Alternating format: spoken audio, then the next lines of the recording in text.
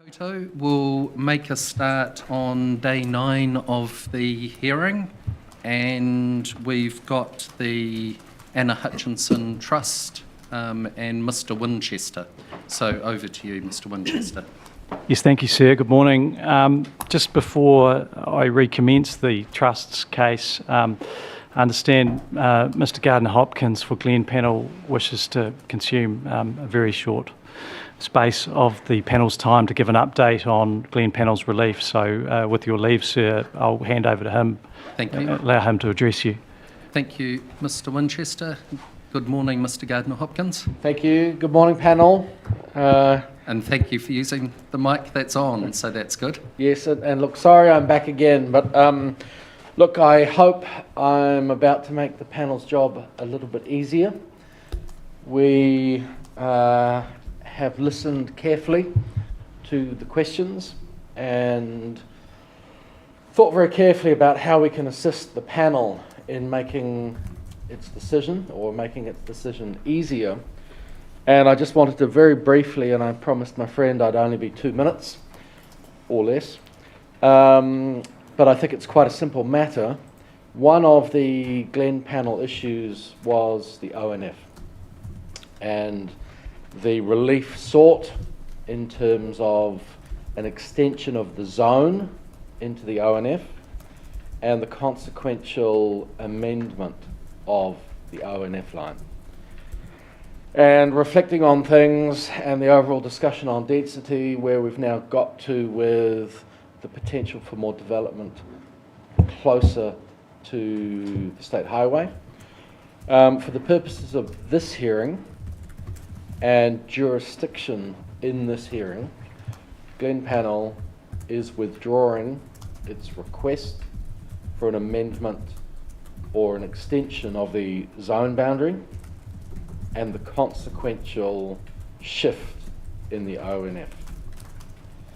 And so, in very simple terms, at least as I see that, having communicated that to you, and I'm happy to put that in writing, that removes that issue entirely from your decision making. You don't need to make any findings on it. You've had some evidence, but so be it. That essentially brings that off the table. Did want to clarify, though, that the UGB issue is still on the table, and this is centred still around the water reservoirs. And Mr. Werner Murray is coming back with some amendments. There may be an updated plan in terms of what is being put forward as a final position in terms of the UGB.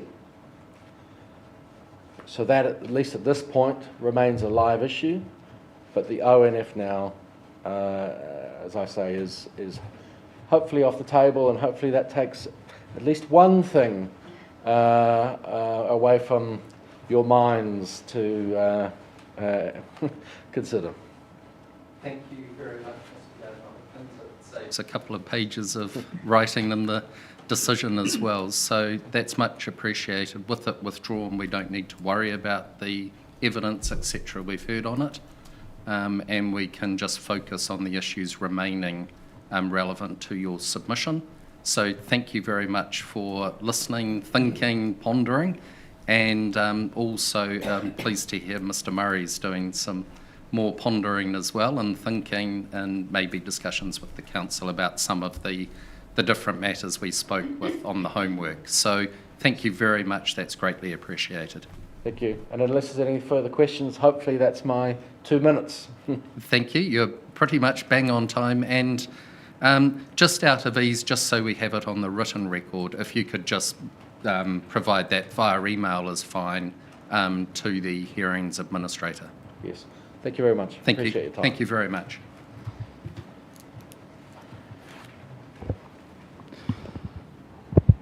Well, sir, thank you for that. My proposal is to call the Trust two transportation witnesses together. So that remains unchanged. So with your leave, I'll call Mr. Mackenzie and Mr. Bartlett. I believe you have your their summaries of evidence. And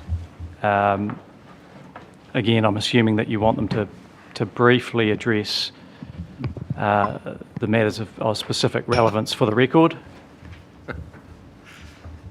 We've got some hard copies being provided by Mr Murray too. Yeah. Yes, thank you, Mr Winchester. That brief is the key one, so thank you very much. And the way your witnesses have been doing it is greatly appreciated. All right, thank you, sir. Thank you.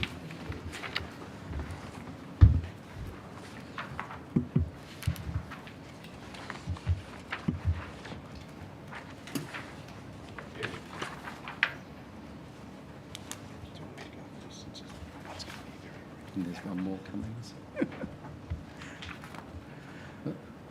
Is there one? Is there two? Or not that it matters. I've got one. Mine's unchanged from Yours the is, other day. that's right, yes. Yep.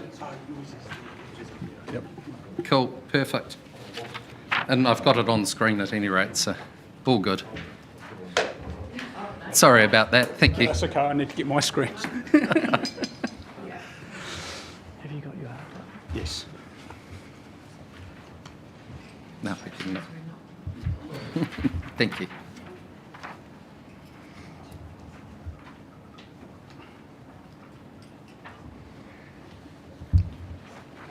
Can we just confirm what we've been given?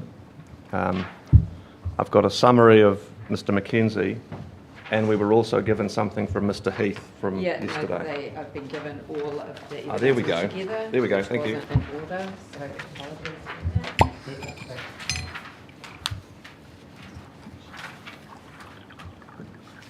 Thank you.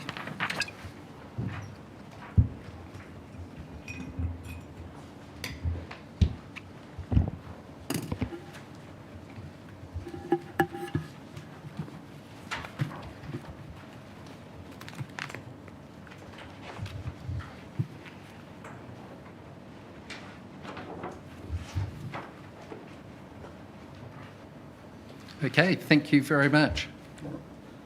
I've elected to go first, mainly because mine's going to be very brief.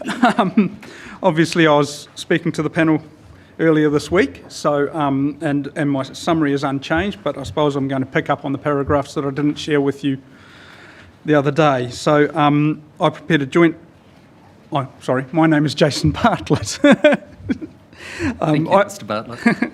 I prepared a joint statement of expert evidence alongside Mr Don Mackenzie dated 20th of October on behalf of Anna Hutchison Family Trust. So if I can take you to paragraph 5, if you have my evidence from today or the other day. The trust land, the extension area, which lies to the west of the variation area located between Lower Shotover Road and the Shotover River. I consider that the extension area is strategically important with respect to the current and future transport connections. The extension area is able to enhance active transport links between the variation area and the Ladies Mile communities to Frankton Flats.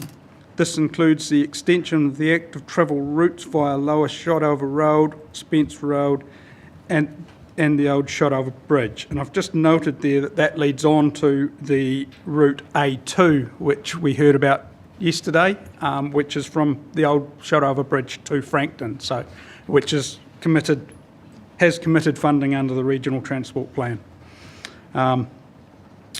The extension area is generally within 400 metres to 800 metres of bus stops to be located to the west of the Lower Shotover Road State Highway 6 intersection, and I will accept that that's a straight line distance and may change as we've seen in other evidence, that depending on the walking route taken and that sort of thing, and how you navigate around the cemetery and such forth.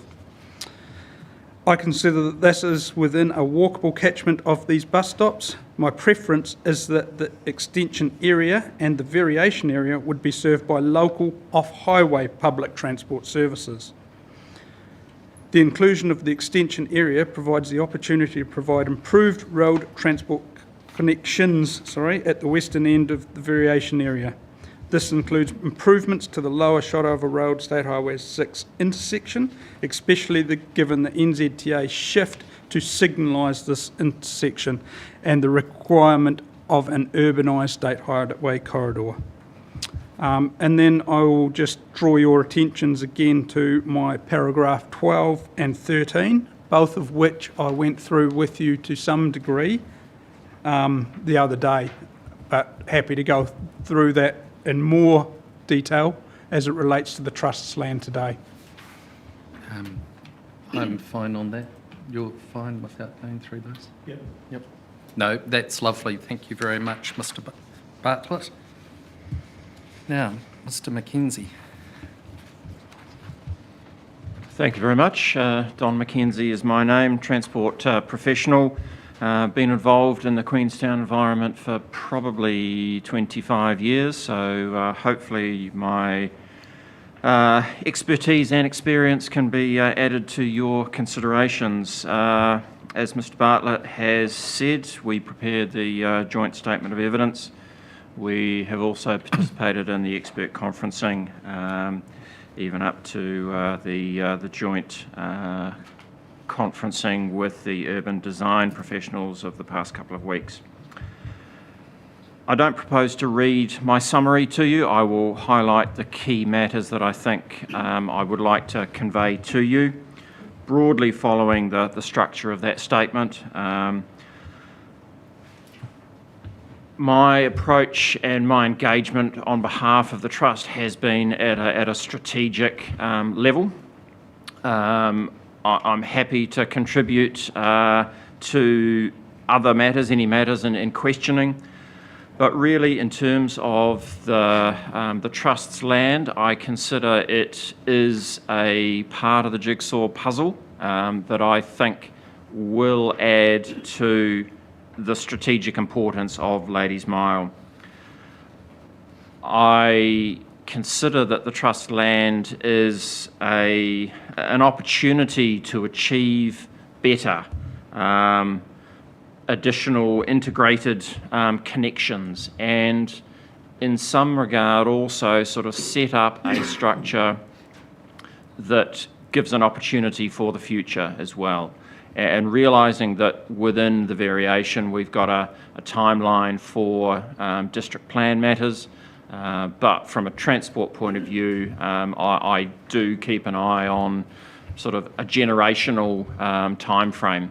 So out 25 to 50 years, what does Ladies Mile look like? And I consider that an integrated whole of the variation, including the extension land, does offer that. Picking up on one point that Mr. Bartlett has just raised to you, the reduced reliance upon the State Highway Corridor through a connected network off-highway, I think, addresses a number of the issues that have been brought in front of you from Mr. Shields and Mr. Smith and others, that the congestion, the operation, the delays, the level of service. A lot of these issues relate to the highway, and with a supporting road network of local connections, I think addresses a number of the issues that have been brought in front of you. And we have heard in terms of the public transport planning that the focus has been on I think what is referred to as a one-seat public transport process of once you're on the bus, you go from origin to destination. That's where it is at the moment. I consider that things will change, and I have seen things changing over the past 2 decades here. We've got public transport in Queenstown for a starting point. We didn't have that 20 years ago. So I consider that this combination of reduced reliance on the state highway as well as additional road network at a local road level will provide benefits for the overall variation.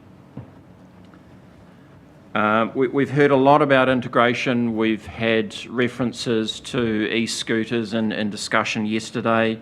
That local road network also provides a greater opportunity for the non-vehicular, the walking, cycling, e-modes and future transport means that we may only dream about at this stage. And being off-highway, in my view of transport, provides a better connection. It reduces the load on the state highway and also provides an environment where people are provided that opportunity to move and travel about in a more relaxed way than being focused on that highway.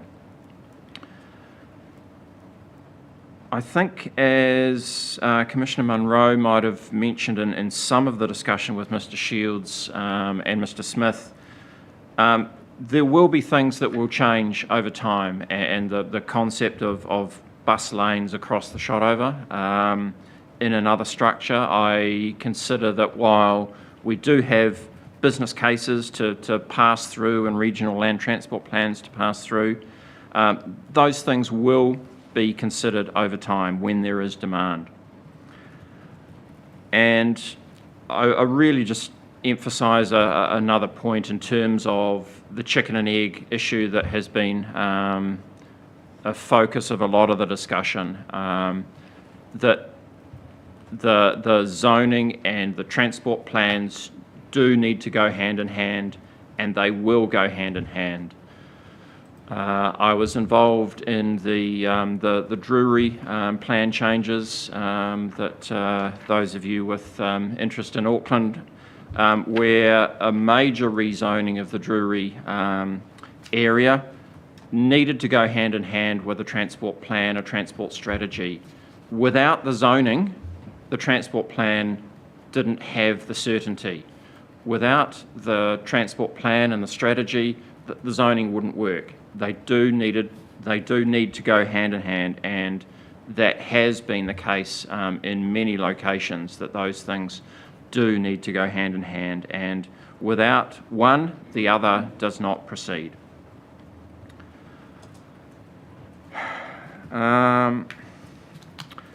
Setback issues, my paragraph 8 on the summary statement.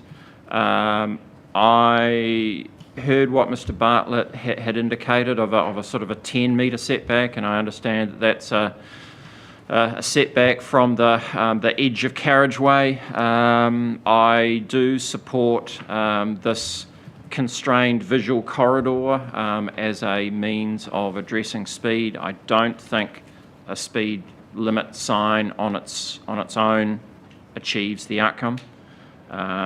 The positioning of buildings, the operation of activity across that boundary, I think is what is needed, and I consider that a distance of around 10 metres from the edge of carriageway seeks to address that visual constraint, which will bring speeds down.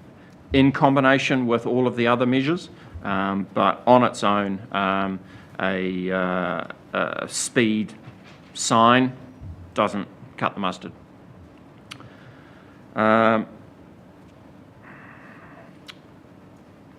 In terms of those paragraphs 9 and 10, in terms of the matters, I think I heard Mr. Shields say that he was still concerned that the trust land didn't provide convenient walking, particularly to community facilities. My view is that the walking activity is not just centred on one particular activity. It relates to the interrelationship and the integration of activities. I consider that there will be walking opportunities, and certainly cycling and e-scooter opportunity, and particularly where that local road connections off highway provide a convenient and enjoyable, pleasant walking and cycling environment. I think that's as much as I want to refer to the statement. I think the key thing for me, and I think the issue that appeared to be being struggled with was the chicken and egg, the transport strategy works, the way to go partnership plans, and the zoning. I think you do need to consider both of those in parallel. They are interdependent on each other. One without the other will not achieve what is sought for the variation. Happy to answer any of your questions. Mr. Bartlett and I can give you two answers, hopefully a consistent answer, but happy to take your questions. Thank you. I was just checking my phone was on silent when you have that horrible thought. Thank you very much. Judith, Good morning, Mr. Mackenzie. you've got two for the price of I one. have. and Mr. Bartlett, good to see you again. I'll probably ask general questions unless I specifically ask one of you, so go for gold as to who gets to answer first. I've got no preference. I will start with you though, Mr. Mackenzie, and your summary paragraph 4, where you are talking about the extension area offering a tangible opportunity to achieve better additional and integrated multimodal transport connections.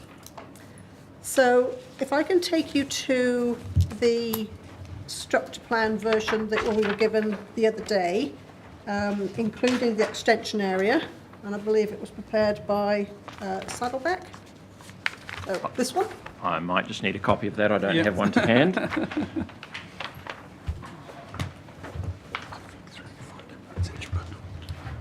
Sorry if you could, which one? That one. There's quite a few of them you'll Yeah. need to flick through. If you take the Bulldog clip off, they might be bundled Might be bundled. Yeah. by staple rather than, yep. So There we go. It's the front page.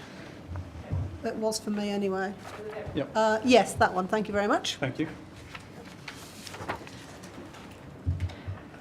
What I'm interested in understanding is how the addition of the extension area provides that extra integration with the rest of the Ladies Mile variation, particularly if we take into account what Mr. Bartlett was saying around the funded and committed active cycle link along Spence Road to the old Shotover Bridge, and the fact that this still connects with State Highway 6 and still will have some reliance on State Highway 6 to provide access.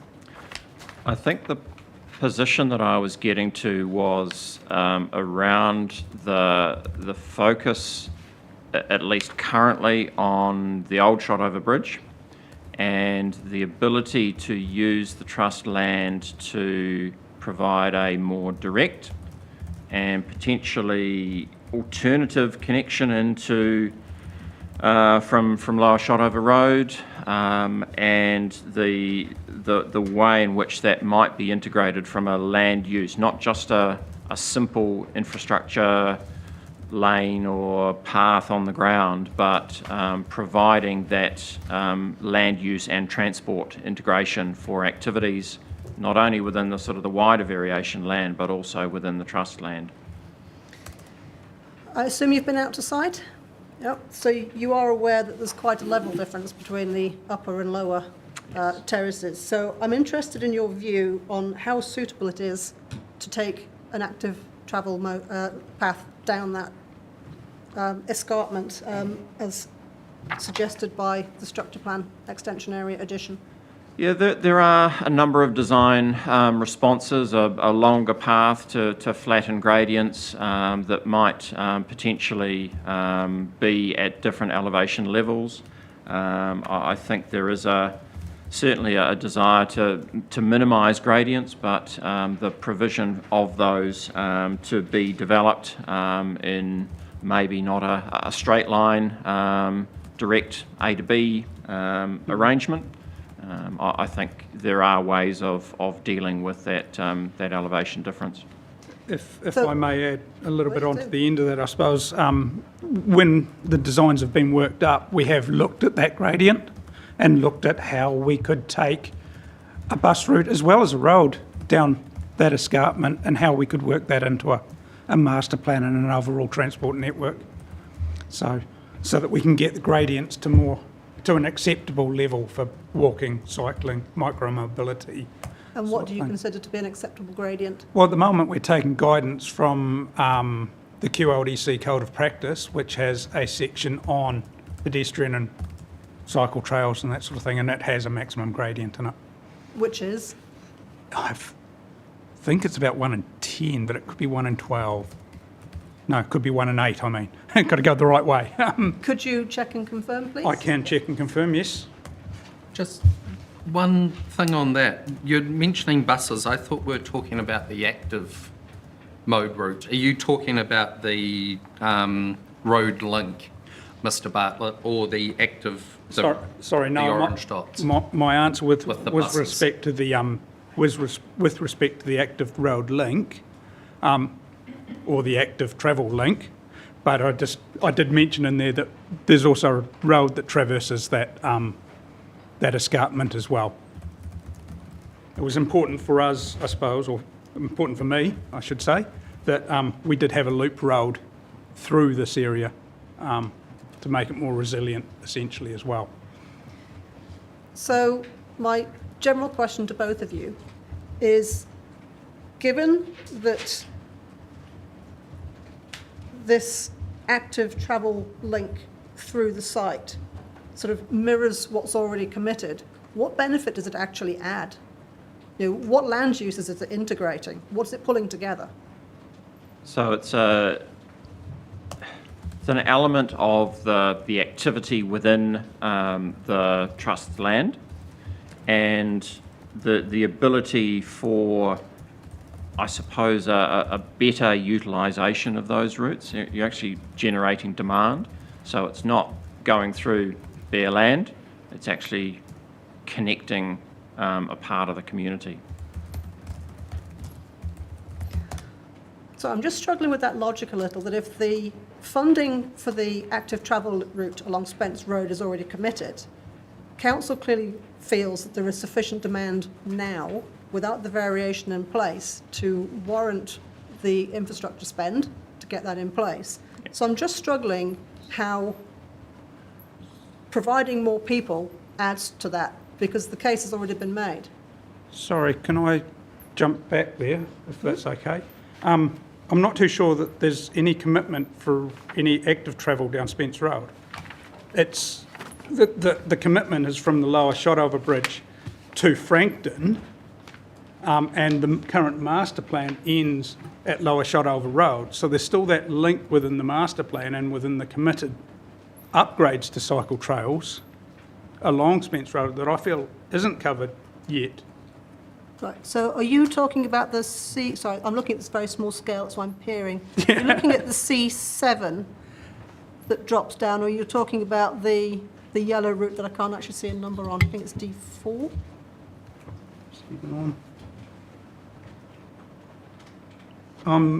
It's the A2 route that is committed. Right, okay, so that's the red one on the other side of the Yeah, river. so that's on the other side of the river. Right, okay. And at the moment, I also looked at A8, which was another one that we discussed the other day, but that's on the other side of the Cowrail. So I don't believe any of the ones on this side of the river are committed at this stage. And by this side, I mean Right, so they're part of package... the east side. So the yellow one, which I think is D4, is part of package 2. Yeah. Yeah, so it's not quite committed. Okay, Yeah, thank you. That makes a bit sorry. more sense now. Yeah. That's my understanding anyway. And certainly from my point of view, the provision of at least a walking, if not a cycling route as well, through part of the community adds to an integration element rather than necessarily just focusing on a path alongside a road. So certainly from a convenience, a pleasantness, I think cycling through a community is far more aligned with an integration element. So keeping on the theme of integration, I'm interested to understand the logic for the change to the road connection to State Highway 6. So if you could talk me through that, please, I'd appreciate it. There'll be some elements in which I probably ask Mr. Bartlett to move into that area. But certainly from my point of view, the strategy was to develop a more readable connection and to provide some future opportunity for the potential for the smaller commercial node in that area, as well as a potential for a local public transport service that might have an enhanced public transport stop in that area as well. I suppose if I can just ask you one more. Yep. If you could quickly rephrase that question as to how. So I'm interested, what is the logic behind altering the structure plan connection to the Stalker Road intersection State Highway 6 Yep. between what was originally proposed and what is now before us as part of the extension Yep. area? The first one is to get rid of a previous mistake, if I'm being very honest with you. Well, not so much a mistake, but an alignment to a roundabout that at the time of design I was not particularly happy with, but it's all the land I had. So the lower Shotover Road approach to that lower Shotover roundabout, in my view, is poor, but fit within what we had at the time when we were designing that roundabout.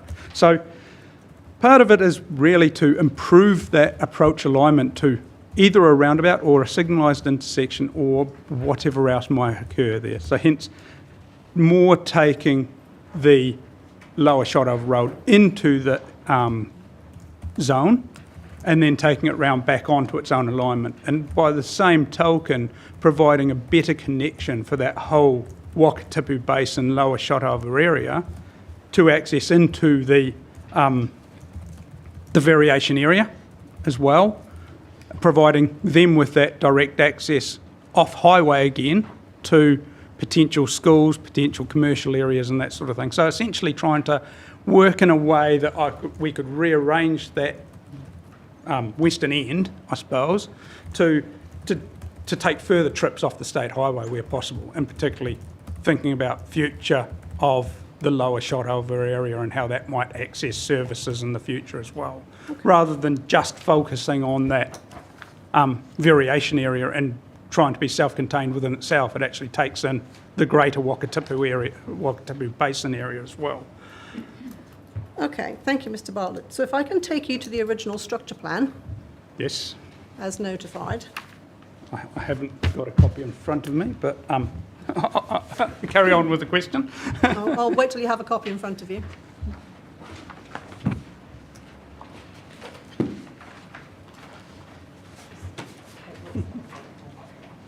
Awesome, thank you. Sorry, that's the hearings version. Oh, sorry, the hearings version. Yep, sorry.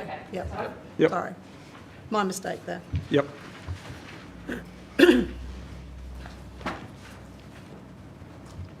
Yep, so you have both of those now? Yep. So the hearings version has local road type E Yes. coming down from Collector Road A on a fairly straight alignment into Yes. the Stalker Road currently roundabout, but we understand likely to be signals in future.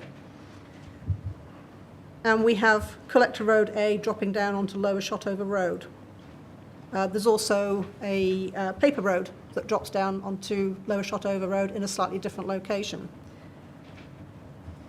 How does your version of the road layout in the extension area provide a simpler and more legible connection than what we're seeing on the hearings version of the structure plan? Okay. If I start at the lower Shotover roundabout as it is at the moment, I believe local road E does not connect to the roundabout. So all access to Te Pūtahi, the variation area, is still via the existing alignment of lower Shotover Road. It is my understanding that local road E does not form a connection to the roundabout.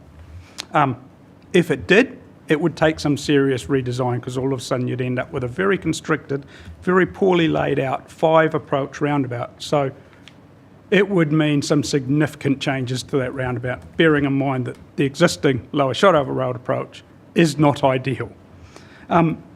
So therefore, from what I understand, the whole of the Te Pūtahi Ladies Mile variation area is serviced via the existing lower Shotover Road through a new roundabout intersection, I believe. Yes. Actually, it's proposed intersection now, but I believe the original was a roundabout intersection onto Collector Road A, which, again, looking at the position of there and taking my more nuts and bolts approach to the transport element, I find that would be a very difficult place to construct a roundabout, given that the topography is not great for sight distances as you're coming into the roundabout. So you're assuming there'll be a roundabout between Collector Road A and Lower Shotover Road? I thought we were talking about the original layout. So I don't now. I would expect now, given that we're looking at transferring State Highway to signalised intersections, I would expect at best that would be a signalised intersection. yes, that's what I understand. But yeah, sorry, I was taking to the as notified version, which would have been a roundabout, I believe. Yes, but I accept that that would be upgraded to a signalised intersection, and I suppose the version that we've presented to you, I feel provides a better legibility to that road network in this location, and also allows for better connections to the public transport nodes in this location as well. So just exploring that a little, if, for example, local type E did connect through and was potentially beefed up to take a little bit more traffic, if that became the primary focus, would that affect your opinion on the suitability of the hearings version of the structure plan compared to the extensionary version of the structure plan? Because the extensionary version just seems to be adding complexity for complexity's sake to a degree, to me. No, I think this would therefore make it a bit more convoluted if we're thinking about getting to. I think the hearings version of the structure plan makes it a bit more convoluted if we're trying to get to the Greater Wakatipu Basin area and also to the extension area. So I think it's a bit beyond, it's convoluted beyond just the extension area. I believe it would make a bit more convoluted road network for the existing Wakatipu Basin area. So I feel, without being arrogant, that our version's better. But if we're thinking about the variation area as a whole, which is what we need to think about, we can't just concentrate on what's nice for the extension area. If we're thinking about the whole of the Ladies Mile variation, does that change anything for you? No, it doesn't, because I still feel that ours has more resilience and more ability to cater for future traffic flows as well, as rather than the capped density of or capped population of the variation zone.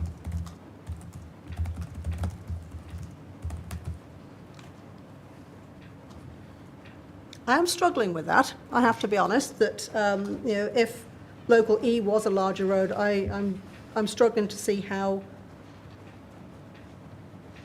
it's incapable of dealing with traffic volumes, but I think we'll leave the line of question there and I'll think around that one. So you have brought me on to my next topic, which is traffic volumes. Has any assessment of traffic volumes for the extension area been undertaken?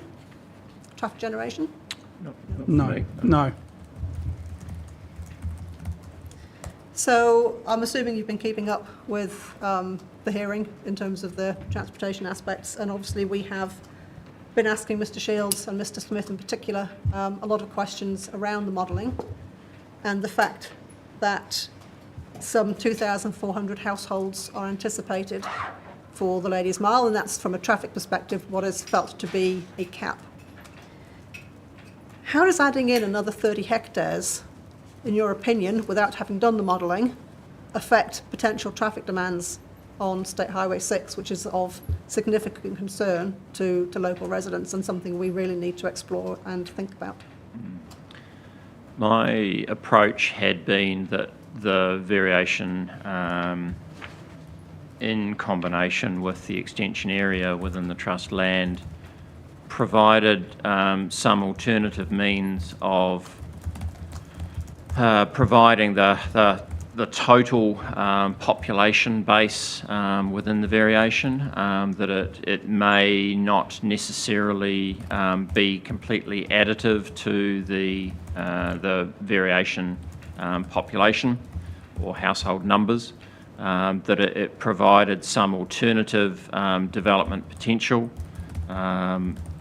that could contribute to the future support for public transport, could provide some alternative land uses within the extension area, and that over time we will see some revision assessment of whether that 2,400 is a real number, or whether it has been, as you say, sort of selected as the representation of sort of capacity. As far as I'm aware, the 2,400 household number had not derived directly out of modelling. Got anything you'd like to add, Mr. Bartlett? I think just the extension area also provides that ability to improve the pedestrian and cycle active travel links as well. So although,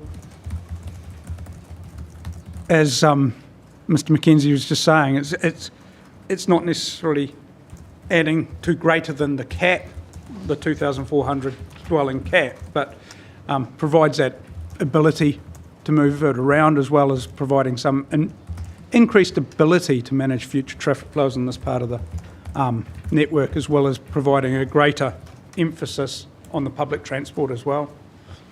So how does it provide a greater ability to manage future traffic flows? Well, I feel that it provides that ability to better connect with the existing Wakatipu Basin type area than, back to our previous question really, I consider that this provides a better connection to that Wakatipu Basin area through essentially one of the two roads that services it from this side. But the traffic volumes, in your view, don't change. So my question is, if we have 3 connection points into the variation area as a whole, so at 3 key intersections, regardless of whether you prefer your road layout to the hearings version road layout, how does adding the extension area, which is what we're talking about, add to the ability of this network and these 3 key intersections to address the expected traffic volumes? Well, I think there's going to be a change in expected traffic volumes, definitely. I don't know if it would be great, whilst it's also committing to, and I feel improving, the alternative transport links. I think from my point of view, the addition of further land and the potential interaction that the trust land can have with the remainder of the variation land encourages a greater opportunity for local travel, non-highway travel, and the 2,400 is identified as a highway limit, not necessarily local activity. So, once again, testing that a little, and I'll probably leave it after this one. How does having additional land on the western end that doesn't provide a direct connection to anything that couldn't be achieved in another way actually help address the variation traffic demands and internal flows?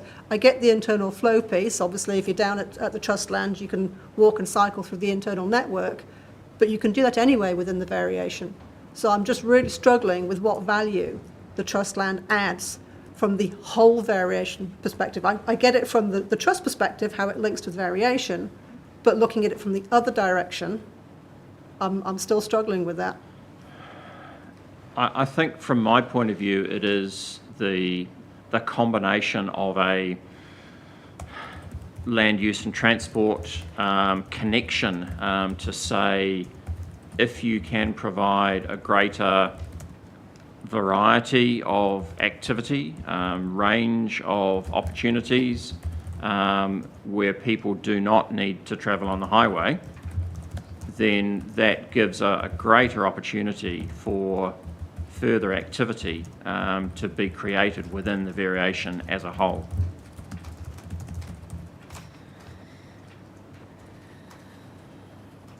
Okay, thank you. So my final bit, and this is probably where you're going to get some homework.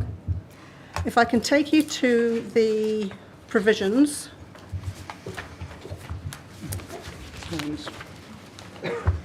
This is the latest hearing version, although the master set, which I have in here somewhere.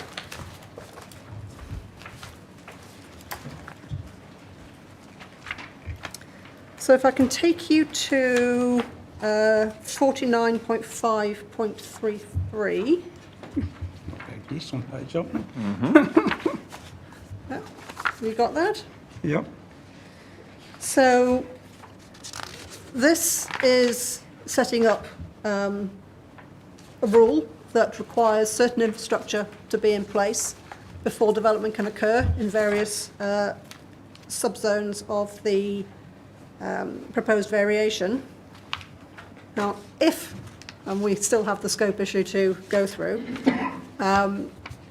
if we were to consider it appropriate to include the trust land, what I would like from you is consideration of your view of what infrastructure needs to be in place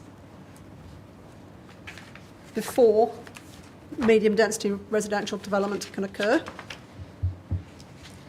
And then if we go to 49.5.10, as I understand there's still some low density resi on the lower terrace, I may be wrong, but if there is still low density, it's the same homework for 49.5.10, please.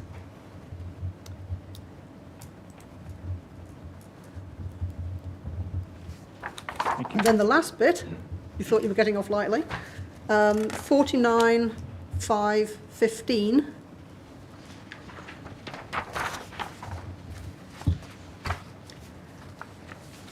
This is around various elements of the structure plan that have to be in certain locations.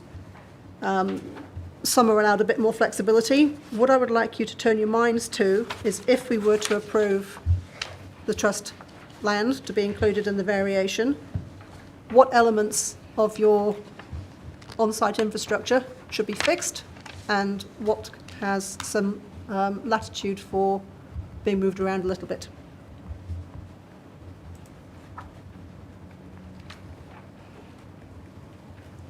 And that's it from me. Thank you. Thanks. Huane? No questions, thanks. Gillian? Ian? Just a couple, gentlemen. Following on, in some respects, from some of the questions Judith put to you. I want to start with the State Highway 6 treatment. And my interest in this particular question with you is recognising that the State Highway Controller isn't bound by anything we might do. I'm interested in ensuring that whatever happens makes it as likely as possible, as soon as possible, that the state highway operator could be motivated to do its bit, rather than sit back and say, nah, we're quite happy with things.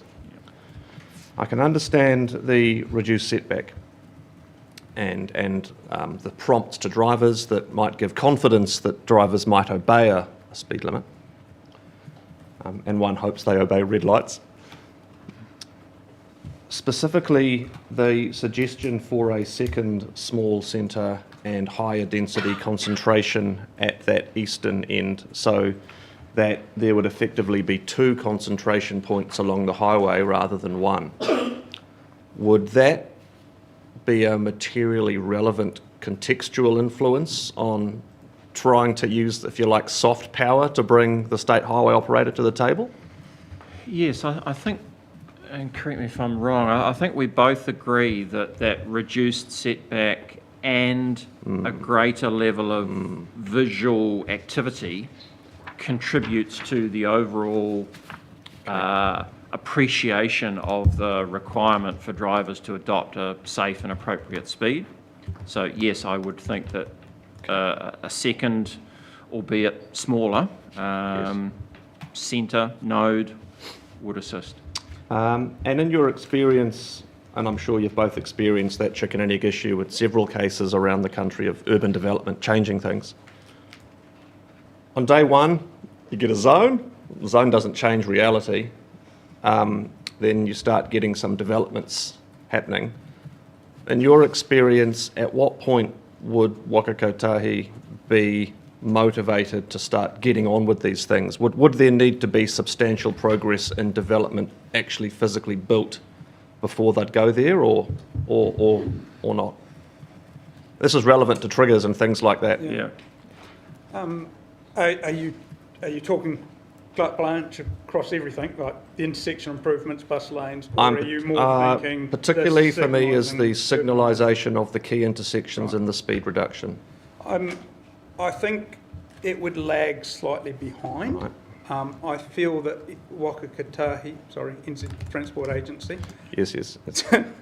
Just say the highway operator. That's what I'm going to tell myself. Good call. I suspect the highway operator would want to see some commitment to those reduced setbacks and would want to see some activity starting to appear on the side of the state highway before they reduce speeds down to get the signalised intersection. So, yeah, I think there will be a lag.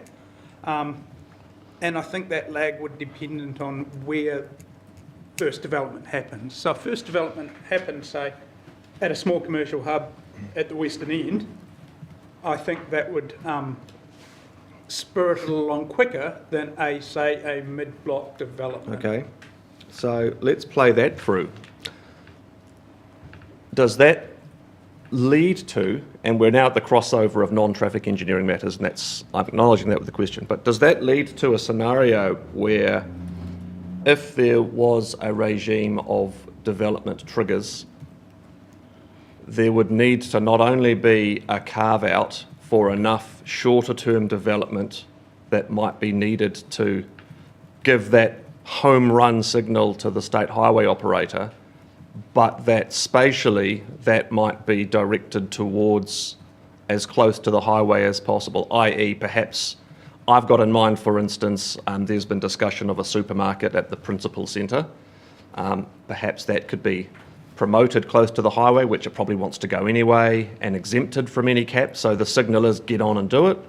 And maybe if there was something at the eastern end, there could be something similar, likewise excluded, on the basis that it located in that optimal location where it's signalling benefits of promoting the state highway operator would be greatest, rather than perhaps occurring in the mid-block or back where it doesn't do anything. Does that, and going beyond traffic engineering a bit, but does that logic sort of make sense and follow to you? It does, and I think for me, I'm somewhat encouraged by Way to Go partnership. It is already assembled and already involved in this process. I think if we were in another situation where the agency, the operator, was more remote than they are, I think I'd be less encouraged. But I think those sorts of matters where it's visible, it will likely require them to be part of some sort of a consent process. It might, depending on activity status, it might just be subject to conditions. But at least that does signal the expectation that this highway is on a change path. Okay. Anything you want to add? If you agree, you can just nod wisely. No, I'm happy to agree with that. Very good. Okay. Okay. So, next question. What I've understood from the structure plan that's come out of your client's team, as I understand it, it's relying on a partial closure of the existing lower Shotover road, the bit that runs parallel to the highway and hits the roundabout, that would need to divert northwards on this plan. Yep.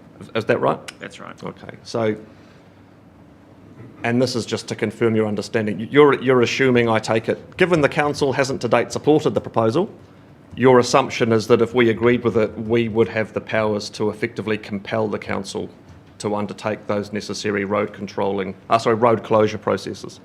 Is that fair that you've assumed that? I think that's the path that would naturally follow. Clearly, there are other Local Government Act road closure, road stopping Yep. processes that would need to flow alongside other vesting processes Yep. for new roads. Yeah, one of the things you get keenly aware of as an independent commissioner is that you're not the whole of council, and that we're only a resource management focused panel, and if we came to agree with the logic, and the council's there saying we don't want it, if there aren't clear methods somewhere in the package, what's to stop the council just dragging its heels for 15 years? And again, that's not your problem, but it's just explaining where the question's coming from. That we'd need to have confidence that what's being, and this is quite important because the collector road through the zone potentially couldn't actually connect up at Stalker Road without those related things. So it's a pretty big deal. It is. And we'd need to have confidence that, A, we had some power through the District Plan and the Resource Management Act, which isn't for you, it's Winchester's busy thinking, pondering, and planning methods that clearly linked in association with triggering, staging, whatever, that X had to happen as part of Y. Again, that's, you've assumed that would be the case. Yes. Yeah, okay, very good. And I suppose the assumption went to some sort of a mechanism Yep. around an indicative road and Yep. the status of indicative roads. Yeah. I suppose it's not, for me, it's not entirely the case. I would love to see it stopped and moved, but there's also the potential that sets up some lovely flat land generally for the extension of pedestrian and cycle active travel links, as well as connections to those bus stops to the west of the lower Shotover intersection as well. So it does set itself up for potentially a future transport hub in that area should our transport infrastructure ever go beyond a bus sort of thing. So it's actually quite a valuable piece of transport infrastructure on that corner as well. So, yeah. Well, sort of, except that if you look on the sheets over the structure plan, your client's position is to rezone that lower Yes. bit of lower Shotover to a pretty 24.5 metre height. So perhaps a sliver of it gets kept as that active link, but otherwise it seems to be lined up for some buildings on it. Then the next question I just want to ask you about is how you understand the bus route through the Hutchinson land working. What I've understood is that it would go from that internal intersection where that secondary little centre's proposed, following that collector on the dotted orange line, then it goes up lower Shotover Road to where it hits the black dotted line. You guys have that structure plan still? We're Yep, still we talking do. about Yep. that one? So then it follows the black dotted line, it then comes southwards, which I understand is to try and avoid escarpment, then heads back out on the lower terrace, back round to Spence Road, and then peels all the way back round to lower Shotover, where it would either continue along the current alignment to Stalker or head slightly back up north onto that collector. Have I got that loop right? I suppose if I go you've sort of got that loop right, yes. But my intention was not that this would be the only loop, and that it would be a local service rather than a Queenstown-bound service that could take in all the all the Ladies Mile communities. So it might be a series of loops that Right. work into this, the extension area, as well as a series of loops that work all the way up through Te Pūtahi to the commercial area, as well as being Yeah. able to bring they- in loops down to, say, Lake Hayes Estate or right. the lower Shotover, Okay, Shotover so country, that's or just the even local lower loop. terraces of Shotover country. And it So- drops people off at those one of the two State Highway 6 nodes, and that's then where they transfer to the... And possibly also pass through the second state highway node, Okay, commercial I area as well. appreciate So- you clarifying that, because in my head, I was trying to understand how it's efficient for people on the bus to be trapped going on the most amazing tour of the Hutchinson land to then get back finally to where they want to go. But I Called the appreciate that. Explorer route, yeah. Yeah, that's right, quite the Explorer route. But it was also thinking, and again, this is not sort of part of the proposal, but on-demand public transport as well could be an option where there is no fixed route. And depending on how your technology works and how the economics of that work, I think there are some examples Okay. elsewhere around the country where that's not working. Okay. It may not be a fixed route. My last question for you both,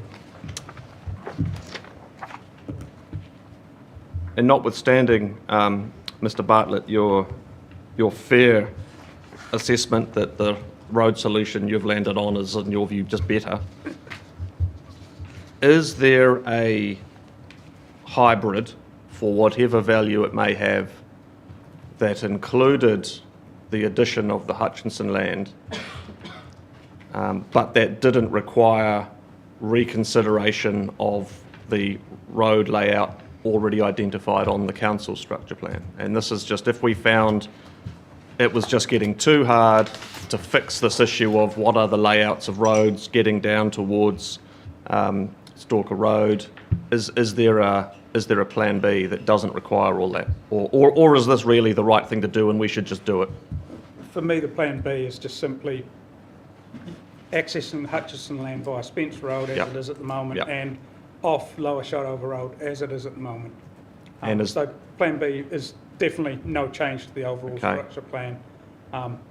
It would be adequate. Okay, so yeah, okay, thank you. That was going to be the next question. So that wouldn't suddenly make you no longer support it. It's just you think there's a better solution, Correct.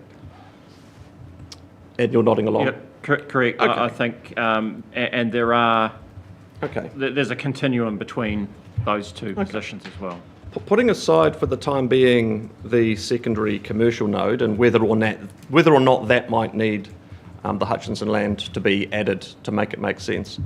If the Hutchinson land was not to be included, if we weren't persuaded for whatever reason, would it still make sense to change the road network the way you've otherwise drawn it and how it connects with Stalker and realigns Lower Shotover? Would that still be the better road outcome in any scenario?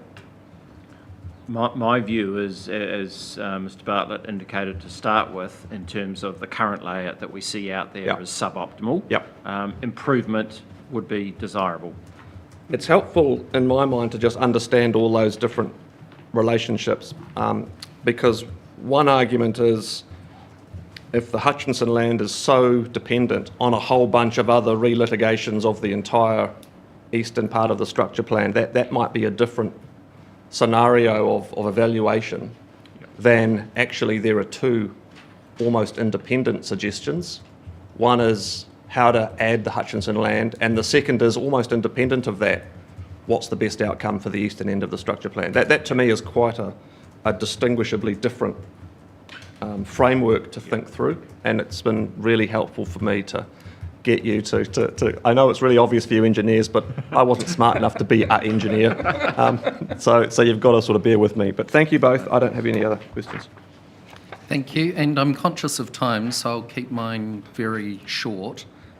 Just starting first with the road design, and we've gone through that round the detour through to the Stalker Road intersection. We heard from Glenn Pannell the other day that keeping to the paper road or the unformed road was important to unlock their development, and they asked that we move the connector road up to a line. You're pulling it back in off the collector road, off the paper road there to tie it in. So in terms of potentially locking in the land to the east, do you have any concerns with that from a timing roading perspective?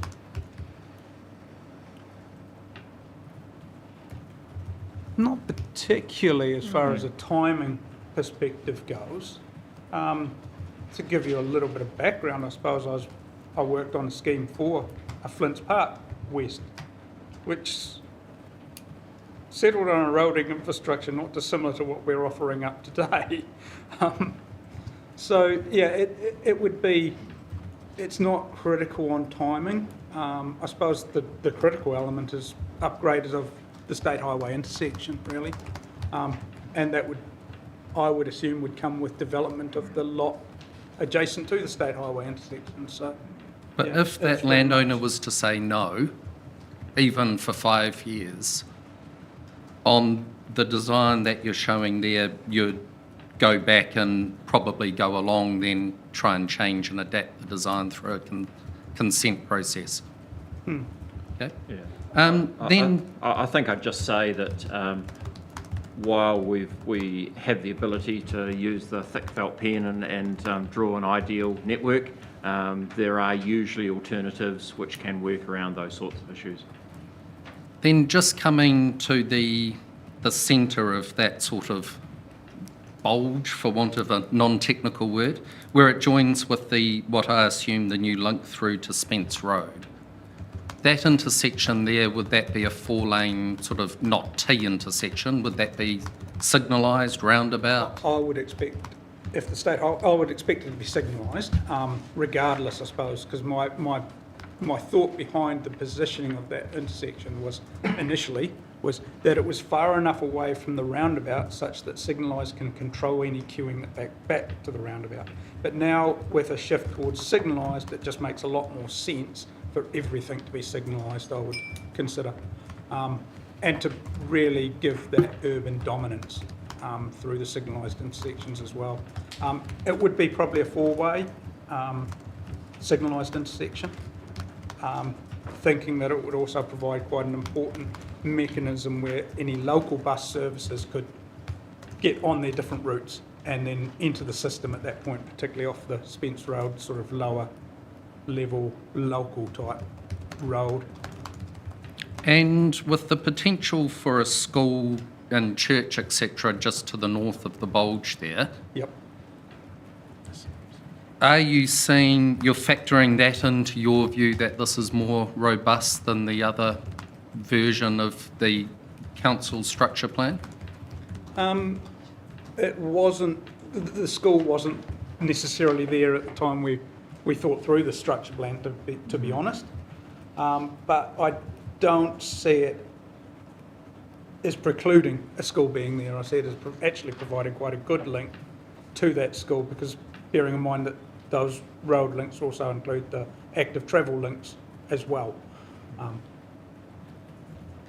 But you haven't done like a traffic generation assessment of how all of that would work, given high density, given commercial, given a school, potentially? No, we haven't done any form of traffic modelling within the zone or with the extension area.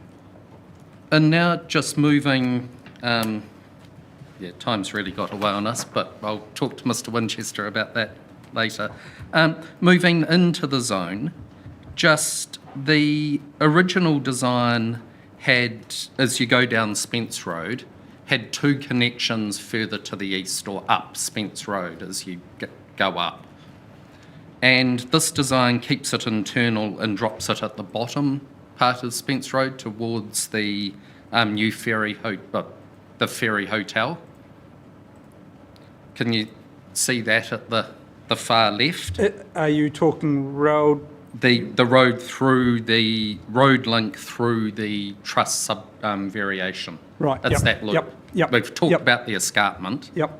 Comes down. Yep. On our site visit, there's the gate just at about the bottom of an Yes. inverted bell. Yep. On the original design by Saddleback, that had a link into the subdivision. Then it had one further up Spence Road. You've now pushed it to the end. And in answer to an earlier question you said about resilience of a link through, but I'm just questioning, why are you pushing 2 exits only from the area and making one of them right at the bottom of Spence Road? I suppose why I'm pushing 2 is very simple. It means we have the ability to have a local bus route through it in the future. Where it physically occurs on Spence Road, I haven't got to that detailed stage at this stage yet. I suppose my requirement at this stage would be a loop through. It's not necessary on where it joins Spence Road. Well, part of that will go to your homework to the rule about what needs to be Exactly. fixed in the structure plan and what isn't, because part of the concern that we'll face as a panel is, even if putting scope aside, what are the merits of the variation application? And if we have too much floating, be it on all of these roads, on intersections within the variation area, and we have it floating also within the extension area, then we've got a lot to consider in terms of the merits and what the effects are, etc. Just by the bottom of that bell, you've kept on your plan, but it's no longer on the structure plan, a crossing over State Highway 6. So is that a proposal that the Trust is promoting that it will deliver as part of the active mode link?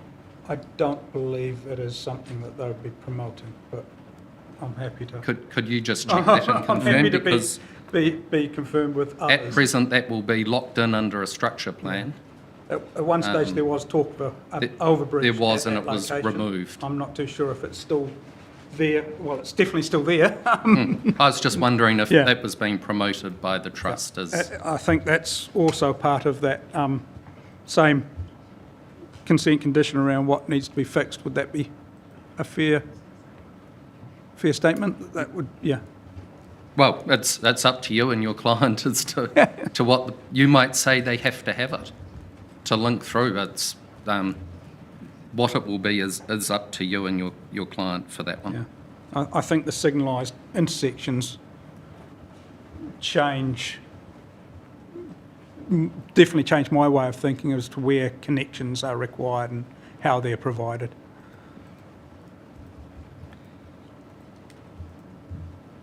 And then just finally, there's a gateway, and this might be more urban design. So we've now got another gateway.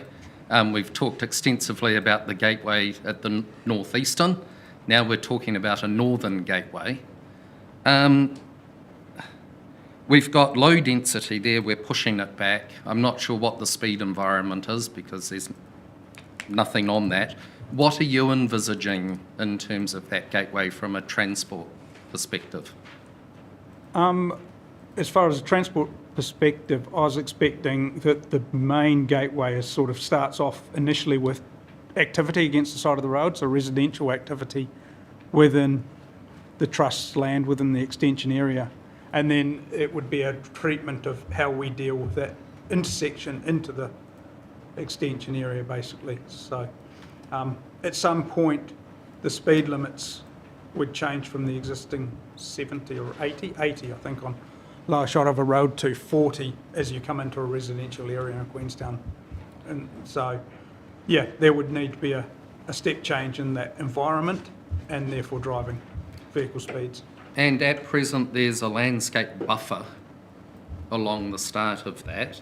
Yes. I'm just not sure how, and this is, again, just from the structure plan point of view and the gateway that's shown on a structure plan and a buffer, how that then matches back to some of the things. So it's something that I'm pondering, but you and the team may wish to consider. The final matter I've got, and we've used up our full hour and a half, or even more, on the joys of transport.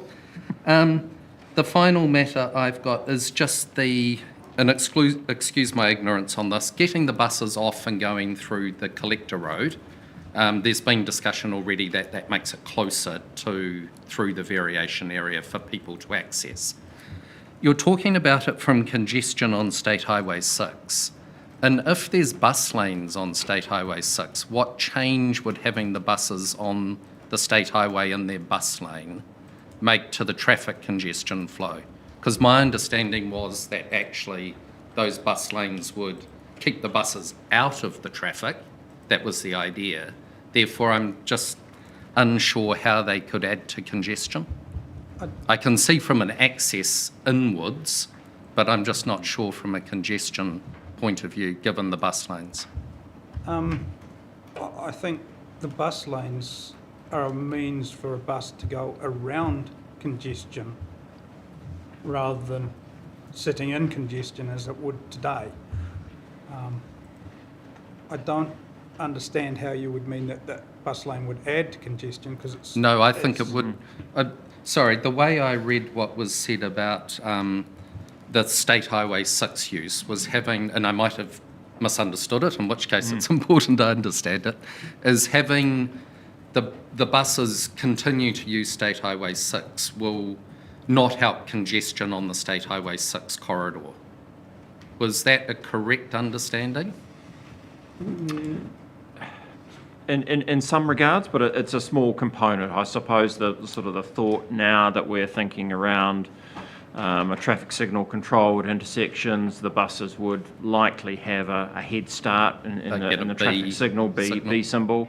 So that holds back the general traffic a bit more than might otherwise be the case if they had the same amount of green as buses. So it's a small component, but it was really just to identify, I think, more around the service to the population rather than congestion. I think the congestion issue is a more minor matter. Thank you. Thank you very much. I've got no more questions, and I'm just conscious of time and people probably needing a break as well. You've got a bit of homework to do, so do encourage you to do that as quickly as possible, please. Obviously, there'll be more homework to come. I'm looking at Mr. Murray, but also for no doubt Mr. Ware and the team. In terms of timing, we're coming up pretty close now to Christmas, but if you could endeavour to get it done as soon as possible, and ideally sort of close of play Monday maybe next week, but I can talk to Mr. Winchester and with the council, just to think that if this is a structure plan and if we are to accept it, we need, well certainly from my mind, need more than the thinking that's gone into it at present. Yep. Thank you. Okay, thank you. We'll adjourn for morning tea and then we'll be back. We've got, after morning tea, we've got a chunk more time, so that's good. We'll just have 10 minutes as well for morning tea, so we'll come back at 5:02. Thank you.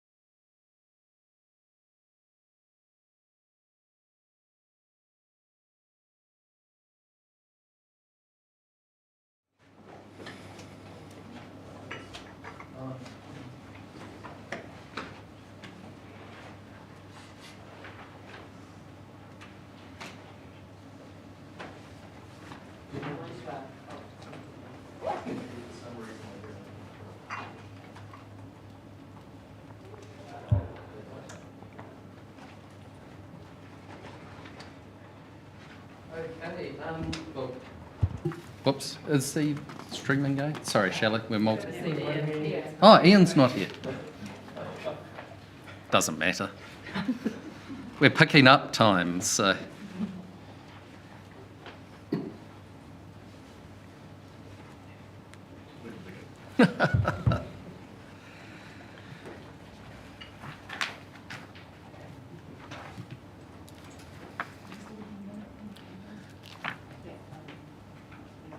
Welcome back, and we had a chat as a panel just over the break in terms of picking up time. We think we'll just forego any reading of the summaries, and then we can just go straight into questions.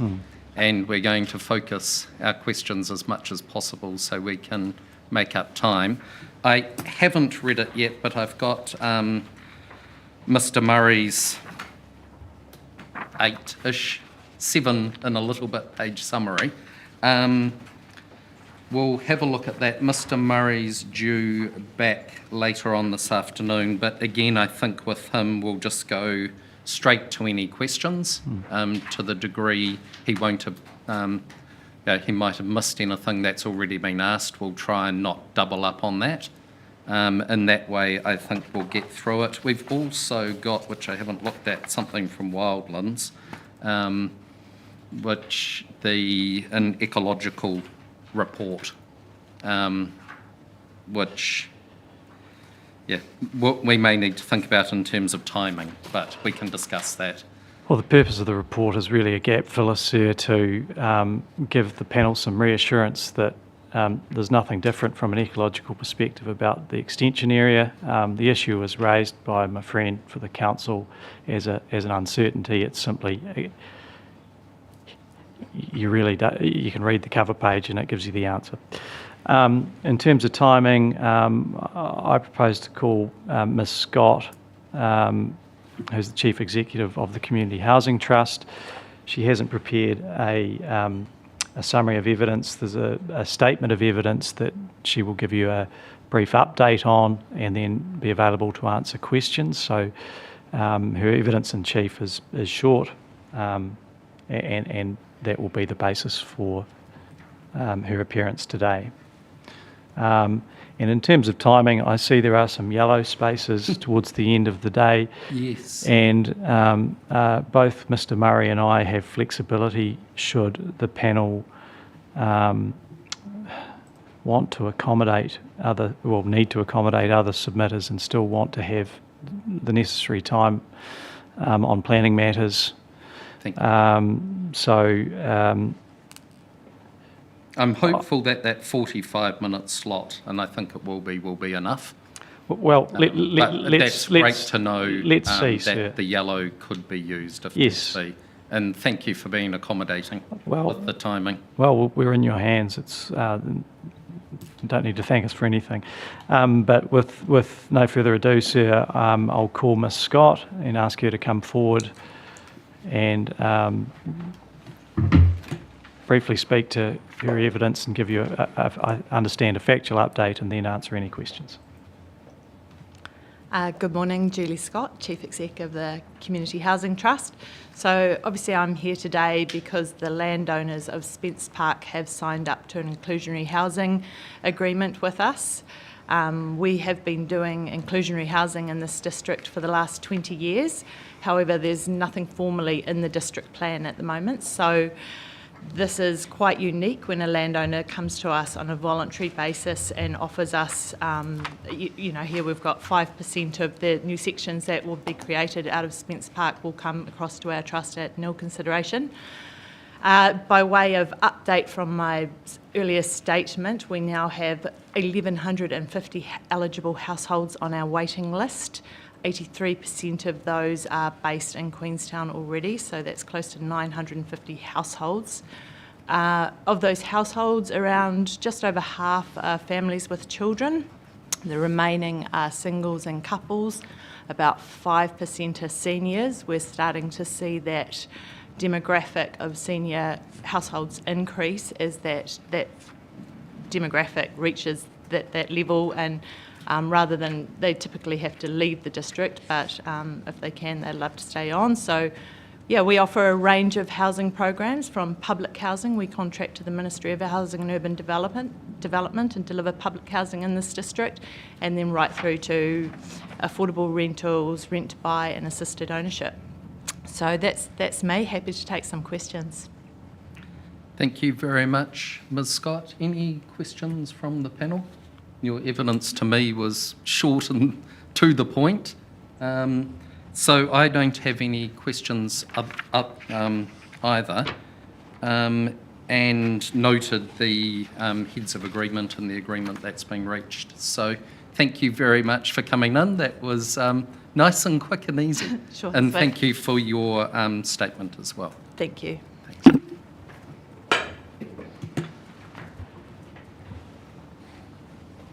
Well, thank you, sir. That brings us now to... But before you go on, sorry, just pondering the last witness. Mr. Brown, previous questions raised of the officers has included these questions of housing diversity and affordability. In the council's current provisions, there is already a suggestion that might link, as a consideration by way of a discretion, infringements of things like standards of height, and whether or not, as a justification, people were incorporating various sustainability measures, for instance. I wonder if, while you're working through this, you could also, as part of your response to us on affordability, whether there might be just as much potential for a discretion to be added that says another relevant factor that might justify departures from the standards might be whether agreements have been entered into with organisations such as the Housing Trust, which could be at face value just as legitimate as the current suggestion of sustainability-based building elements to justify things like additional height. And I appreciate that from the point of view of, if it was easy to write a rule that directed percentage of houses to go to the trust, the plan would already have that rule. And so it's about thinking a bit harder. Okay? Thanks. Sorry about that, Mr. Winchester. Thank you, Commissioner. That's certainly wouldn't be opposed by my client. Entirely appropriate and valid consideration. There's no invalidity issue because it's not a rule in terms of compelling that sort of outcome. That's my preliminary submission on that point. But yes, I'll call Mr. Church now. I think you have a summary of evidence. I do need to possibly just signal as well, and in terms of timing and getting the relevant information to the panel, there I think is a concern which is arising and becoming has crystallised somewhat in light of the evidence before the panel around the density ranges that are currently being proposed within the variation. And the fundamental issue is around feasibility. And certainly it has been an issue that is exercising our team more and more around the mechanics and architecture of the variation, in that the density ranges appear to be so significantly aspirational in the context of the Queenstown market that they are unlikely to be feasible. And in my submission, the variation, it needs to work. There's been an awful lot of effort gone into making it work, and there is a risk, not that it becomes a white elephant, but that it becomes practically difficult to implement. And my suggestion is that there is focused conferencing involving economists, urban designers and planners around those density ranges,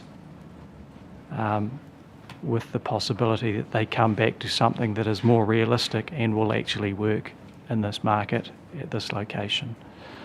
And I've floated that idea with my friend for the council, and she has reserved her position on that, which is entirely appropriate.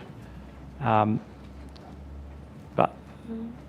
there has been too much effort put into this exercise for it to result in an outcome which is not going to be commercially achievable. So that is partially a lead into Mr. Church. Thank you. Just on that before Mr. Church, we'll think about that over lunch as well. Talk yesterday about, given timing, rather than maybe conferencing, it was on a different topic, it was on setbacks, about whether the council wanted to engage, etc., to the degree with the parties. Just conscious with everyone being frantic before Christmas and then hopefully on holiday after Christmas, apart from the poor council team, no doubt, and us Yes. writing. But yes, thank you. We'll take that on board and think about it. Well, the indication I can give is that the trust team has thought about what it might look like, and the answer is that the variation still works very well in terms of its architecture, but will work better if simply the density ranges are adjusted down. It can and will actually work better in terms of implementation. And that is not a difficult exercise to look at more realistic density ranges and plug them in. Thank you. Mr. Church. So you pre-read, just want to crack into questions? Certainly I don't have, but maybe others do. Is it in today's one? Maybe I missed it. I've read as evidence, so there won't be anything new in the summary. So, in today's. That's why I haven't read it. No? Not in today's. Oh, you've got... Okay, let's not worry about it because I've read your evidence. There are some attachments that I provided within my summary, which might really have for background reading for the panel, essentially, and a comparison table that may assist you in the current different positions between council experts and myself. Cool, okay, well, I've got those off the... Attachment Cool. C is probably most relevant for you. And yeah, for some reason I've only got... I need to refresh it, let's not worry about that. That's why I don't normally use a laptop. In terms of questions for you, we'll just go straight into that. Sure. Thank you for the attachments. Any questions, Judith? I have one very short one, and it is actually the very last page of your summary, which is the version of the structure plan we have up on the screen. Oh, yes. And it's a question about the active travel link through what I understand to be the cemetery. Yes. And it's just whether that's appropriate in terms of urban design. I understand people would like to get to the cemetery, but to have lots of people whizzing through in their Lycra. Yeah, that has been a discussion that we've had in-house, and probably fair to say that we saw in some of the earlier versions that we'd presented, we had that going along the edge of the cemetery, and if you actually look on site there is an opportunity to have a less central route through the existing roading that might, existing internal roading within that area. I mean, my preference would probably to have it on the edge if I was to be pushed on that. So, but I think the plan there is just utilising the existing infrastructure. So maybe you could join the homework. I can join the homework. Mr. Mackenzie and Mr. Bartlett on that one. Sure. Thank you. One? No questions, thanks. Gillian?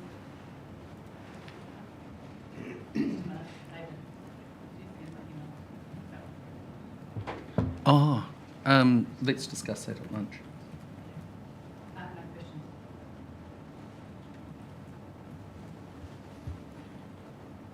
Ian? Thanks for the refresh on Peter Calthorpe. If we didn't agree that this qualified as a transit-oriented development, for any number of reasons, and I'm thinking of the responses Mr. Parlane gave yesterday. I don't know if you were here when he discussed with I us. caught a little bit of his And the evidence. thrust of his evidence to us was that you don't need some Todd-based justification, that this can just be an efficient, higher density, access to jobs, access to school. It's just the right thing to do with the land. If we just didn't accept this Todd thinking, and I will say this will be by far the world's poorest passenger transport-based Todd I've ever imagined, if we were to agree with it, but who knows, it's a tough environment. But if we just didn't go there, does the zone still stack up? I think so. I mean, obviously I'd caveat that with my recommendation in regard to the western node. Yes. I think that actually provides more accessibility. Yep. Big picture. Picture. Understand Yep. the detail. Yes, I think it still stacks up. And is that in part because of this combination of commercial centre, at least a high school, and the connections and integration across the highway? I mean, to me, in my mind, it's essentially a Todd and all in name. It's got all the fundamentals, Just not the transit bit. just not the transit Yeah. bit. But So it's you know, oriented in my development. mind, it's the ability to future-proof, Yes. you know, our urban environments to accommodate a transit opportunity in the future. Sure. Okay. Thanks, Mr. Church. Look, as you can imagine, and as you know, I'm pretty familiar with these concepts, so I don't have any other questions for you. Thank you. Thank you. Mr. Church, just a few sort of general questions, and especially given your experience in Queenstown and in the area. In relation to the extension site, how many other sort of areas in Queenstown would be available for accommodation or for potential housing? Not too dissimilar to that site. Well, coming on stream, obviously there's infill within the existing urban areas. Yep. There's Frankton, which is, you know, quite a substantial capacity there. Both Frankton to Kirikiri, Frankton has both the 5 Mile Corridor and Remarkables Park. And then there are little sort of smaller opportunities throughout, but probably the biggest growth corridor would be the southern corridor at the moment, which is I guess lagging a little bit behind Te Pūtahi, but coming on stream probably in the next few years. But obviously there's development happening already out there and being planned already. And in the southern corridor, how much potential land is yet to be zoned? It's about a third of it. So I can't remember the figure off the top of my head, but I can get back to you on that. Thank you. Yes, if you could just let me know. Now, with the spatial plan, you'll be familiar with that, Yes. and it's referred to at times. There's, in the submission, and just so that very clear, there's, within the spatial plan, there's the bubbles. Yep. And then there's the worm. I'll call it the worm. Yes. And within the submission, the the variation area shown as a circle within the worm. But just so absolutely sure, my understanding of the legend for that is the worm just shows the corridor of the transport route rather than actual development. Is that correct? That's on your my knowledge? understanding is it sort of represents a walkable catchment, if you like, along that corridor. Essentially, the worm is of a scale that represents the ability to... It's not showing per se No, urbanisation. No. And then with the, what's it called, the growth plans, or with the priority areas, so there was the... Sure. Wait on, I'll just go back, get the name of the plan. Draft spatial plan, sorry, we're with the spatial plan still. Yep. And again, in the draft one, the variation area is shown as being included in the Ladies Mile. I think that's it. That's I've my just gone lost my understanding. page.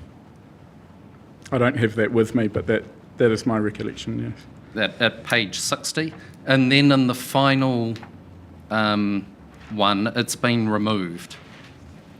And I was just wondering, from your knowledge, etc., obviously things change from draft to final. Do you have any more insight on that? In my experience, I don't have any insight into that track record, but I understand that Mr. Murray might be able to provide a bit more history about the morphology of that decision. And just sticking with the high level, when someone says Ladies Mile to you, what area do you envisage? Do you envisage the plateau, the actual mile, or do you envisage down and round to Lake Hayes to the north, and then down and across the shot over to the south, or the plateau at the top? I think the Ladies Mile term itself, I understand, relates to the stretch of straight highway, if you like, that was used across that upper terrace. When I think in my mind that definition has evolved to essentially between the shot over and Lake Hayes itself.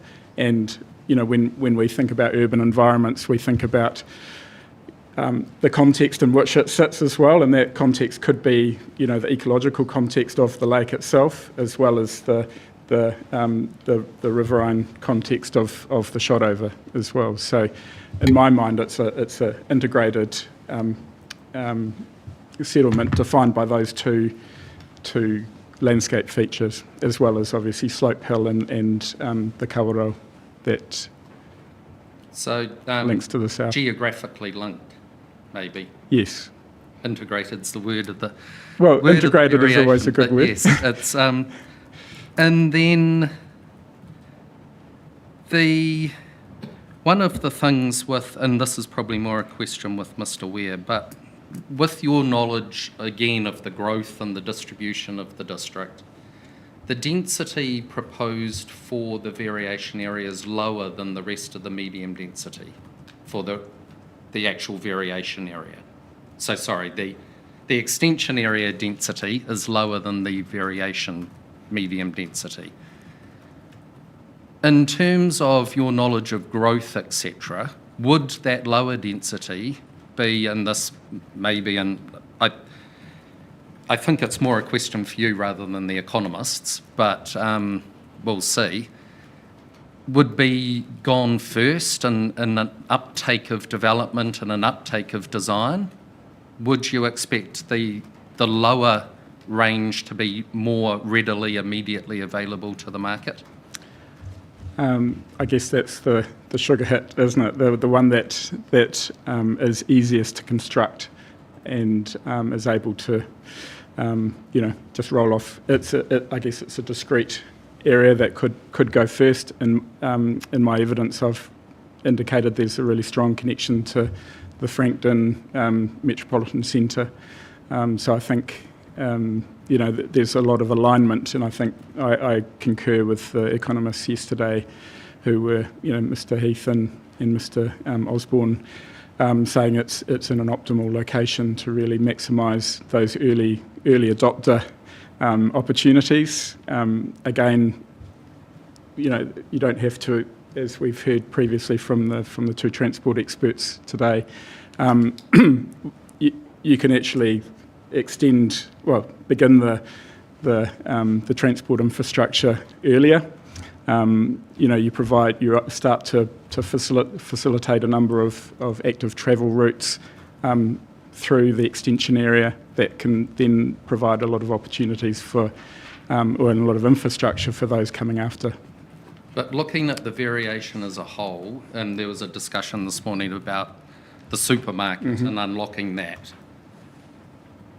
And thinking of all you know about Queenstown and all the developments, is the extension area the right place to unlock first? Or potentially unlock first by having easier to build typology? Well, I come back to, the convenience to a whole metropolitan centre with all the resources and all the, I understand your point. Yes, I mean, in my mind, I think it's important to sort of lead with public infrastructure if you can. So establishing the community facilities, the roading infrastructure to that point if possible, and obviously facilitating the sort of the amenity in the broader sense. I think that is important. I don't think they necessarily have to happen sequentially. They can happen in parallel, in my mind. But if we are to promote, and there's benefits of the supermarket in terms of traffic and convenience and community, if we're to promote that, then we go right to the west and then promote that at the same time. Do you see, given all your knowledge of how these things interact, do you think that that's potentially the best approach? Or do you think there needs to be some thought given as to, okay, well, how's this actually going to work if that lower density makes that a sugar-coated pot of gold?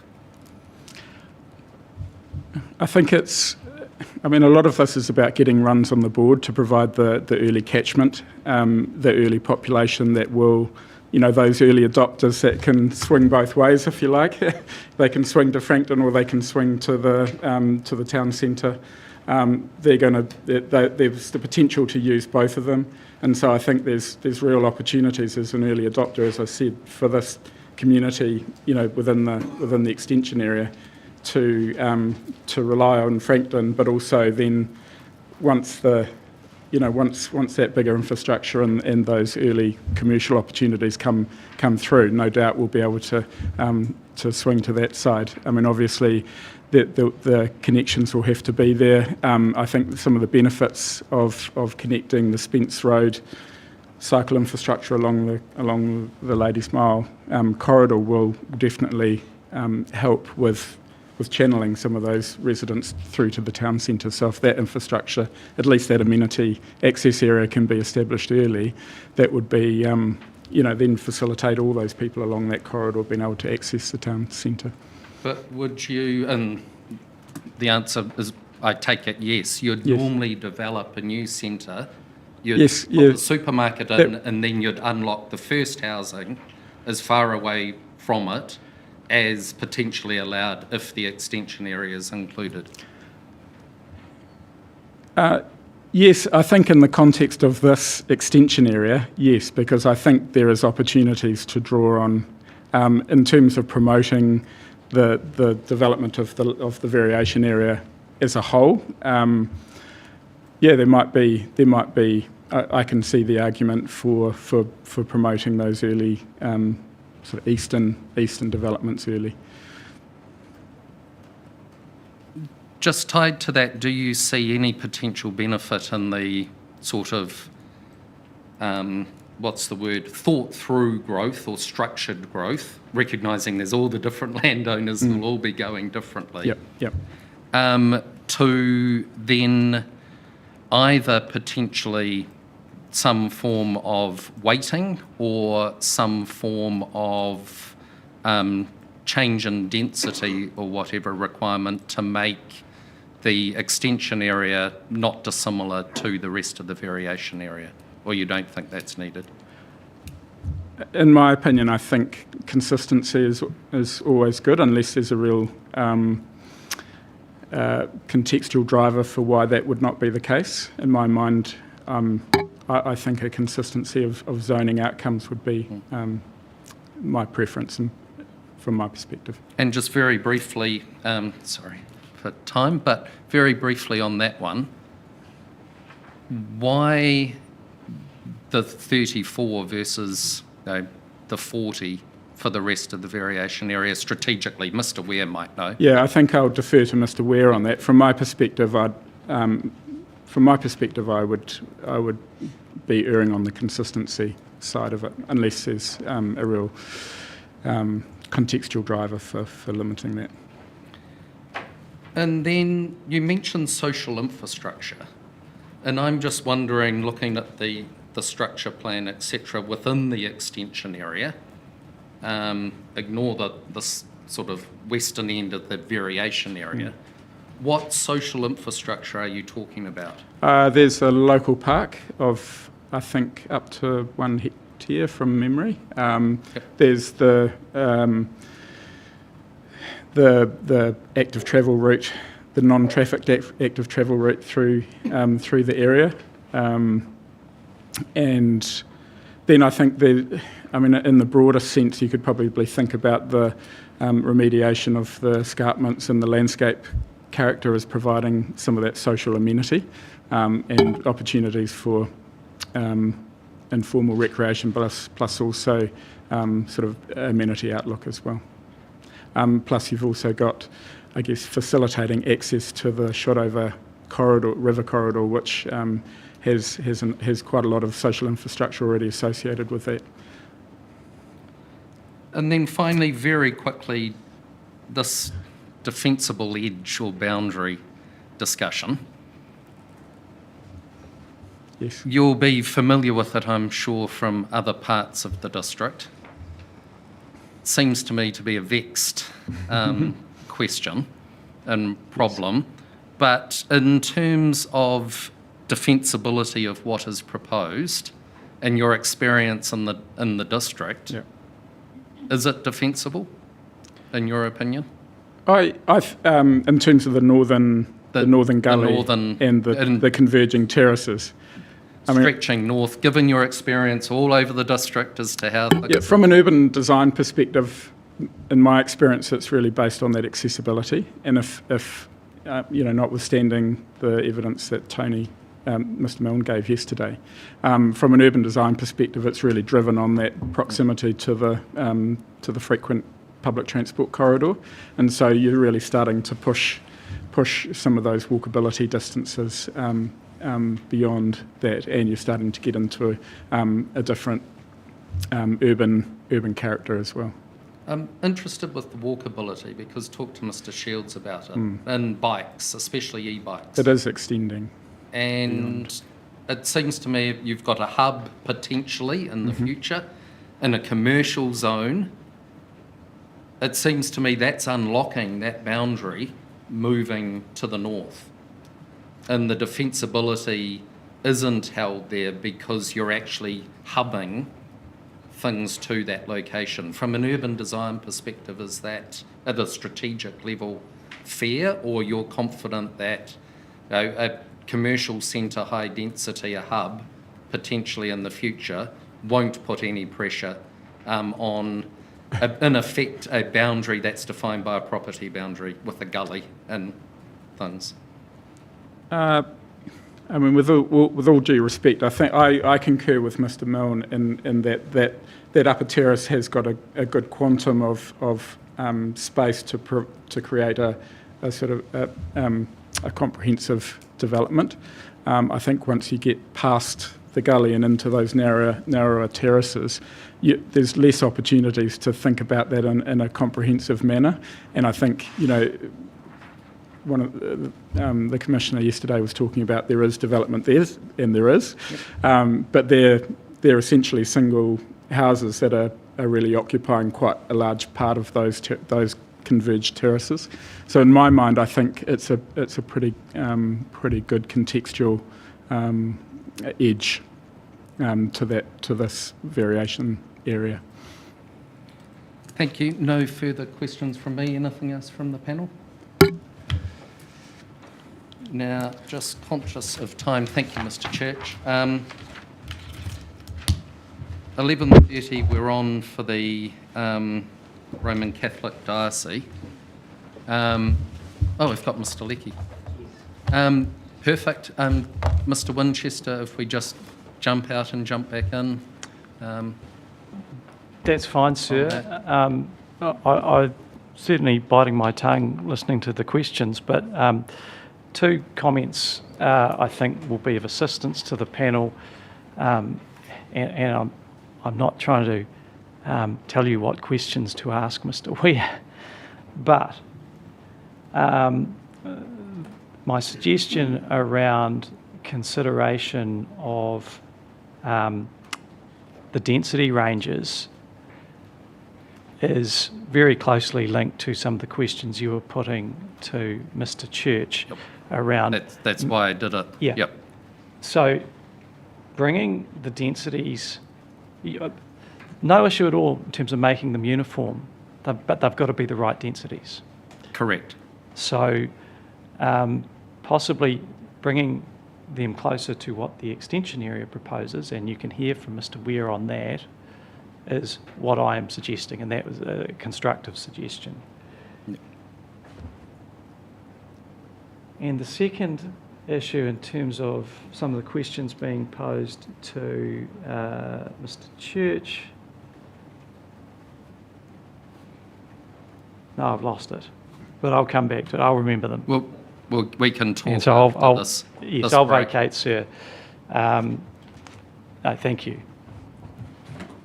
Thank you. Now, Mr. Leakey. Thank you. And Mr. Dunn. Yes. Want to go here? You're fine, we'll just go down. Okay.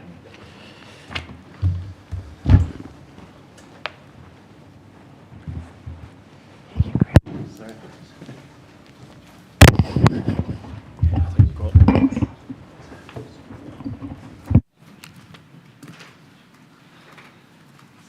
Thank you. Oh, thank you. Stops.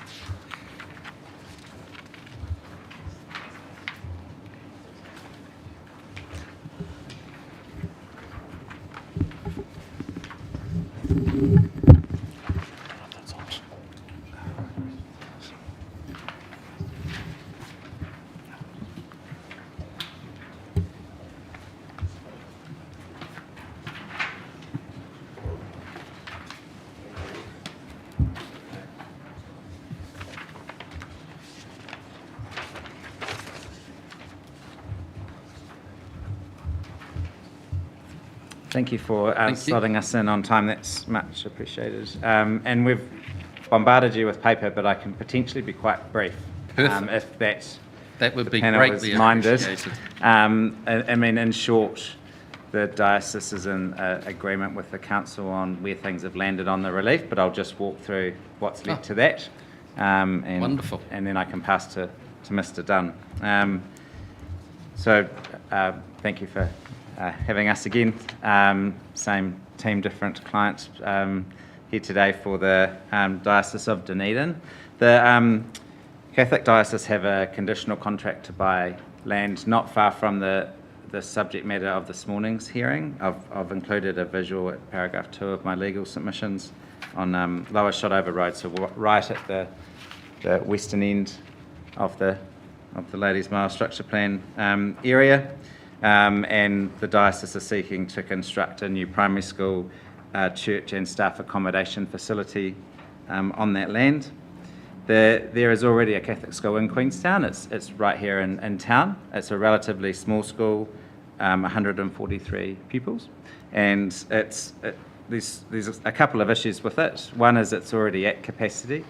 Two is its catchment is the eastern corridor and increasingly the southern corridor, which Mr. Church spoke to this morning. So there's a lot of people driving into town who don't live in town to attend the school.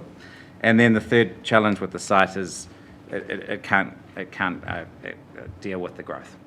So hence the contract to buy this land.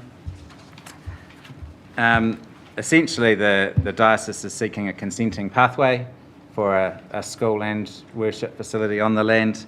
There was a concern at the time of the submission that would be a non-complying activity for a couple of reasons: inconsistency with the structure plan and the density provisions. So the relief sought an additional precinct. That's no longer being pursued. Mr. Brown has very sensibly agreed with Mr. Dunn to some amendments to the provisions to essentially clarify that a non-residential activity wouldn't trigger these non-complying triggers. So My interpretation, and Mr. Dunn can speak to it further, but is that an education facility such as this would be an RD activity. It would breach the 300 square metre cap and trigger the need for consent, but with a pathway. That's the crux of the relief. I've provided a Section 32AA analysis in my legal submissions which refer back to Mr. Dunn's evidence. And the only other point I'd just like to make in response to that analysis is perhaps obvious, but perhaps not, is that the diocese isn't a requiring authority, so there's no ability to sort of trump zoning. And they're no different to any other state integrated or private school or worship facility. So getting this right's important to them, hence the support of Mr. Brown's relief. So that's the abbreviated version. Happy to take questions or pass to Mr. Dunn. Thank you very much, Mr. Leckie. There's no questions from me. Are there any from I do. the panel? Gillian. Not sure if you can answer this. In terms of the range of years that's taught in the existing school and the proposed school? Yeah, sure. Good question. Year 1 to 8 for both. So, and the anticipated role of the new school would be between 300 and 400. So larger than the current school. And the intention from the diocese is to close the town school once the new school's constructed. It's a beautiful site, but it's essentially just not fit for purpose. I'm not going to ask you to pick a year when the school will be built. But Well, they won't. If I was able to do what they want, it would be sooner. But it's a bit of a chicken and egg, and we've heard that term through this hearing process. Is that the subdivision process is reliant on this variation? So essentially, this has been a long time in the waiting for the diocese. They want to get on with it, and they're ready to get on with it, but they're just waiting for this RMA piece to land. But it would be, I shouldn't hesitate to guess, but I would imagine it would be a 3 to 4 year type timing, just pragmatically. Shortish term. Yeah, quite short term in the scheme of other things, yeah. Yep. Yeah. and then my second question is, where do they go to after the primary school? Is there a local Catholic high school? No, so there's the options then are either a boarding school in Dunedin or the state Wakatip High. Yeah. And there's no intention to put a Catholic high school? Not that I'm aware of. The conversations I've had with the diocese's educational team are that the current size of the school isn't optimal for a sort of a modern school structure, and that it's too small. For example, the management team are actively teaching, and that's not ideal. So the need to get that school bigger is there, but it's still just intentionally a primary school rather than a secondary. Thank you. Thanks. So I just had one question, and it's partly answered. My recollection is the town-based schools on the edge of the arterials link project that's currently running. Yeah, that's it's right. It's a church and maybe some houses and various other things. You said you're going to, well, the school was going to be closed, but is the rest of the site going to be closed, the church and those sort of things, or you'll still maintain some services? I don't think that decision's been made. The intention is for the school to close. I'm not sure if that would mean the whole site was closed. A couple of those buildings have earthquake-prone issues. So what was previously the building that housed the nuns, and I've lost the word of what it's called, but that is empty and not used.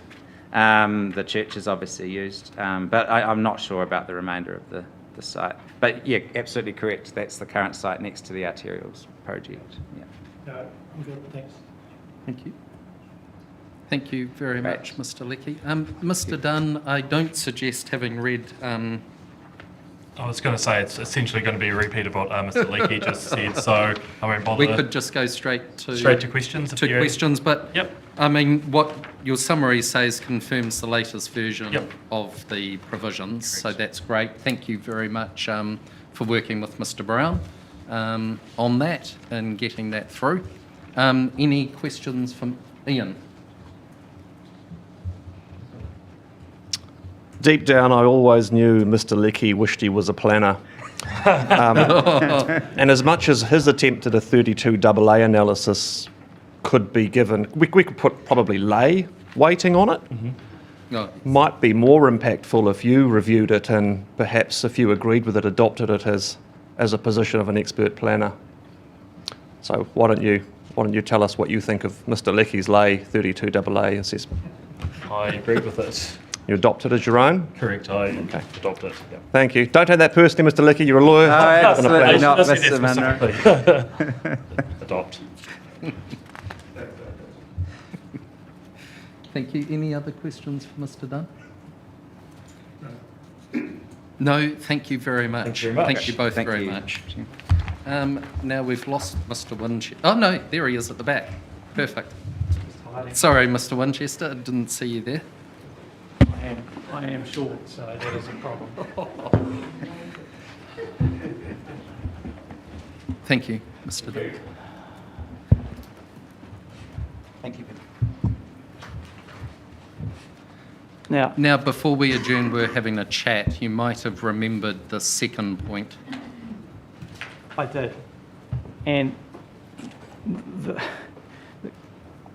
Sir, you asked a question of Mr. Church about the densities proposed in the extension area, and I just want to clarify something in terms of the original submission. So the original submission for the trust was that the land in the extension area be zoned as medium density residential in the same manner as the rest of the variation area, so no difference.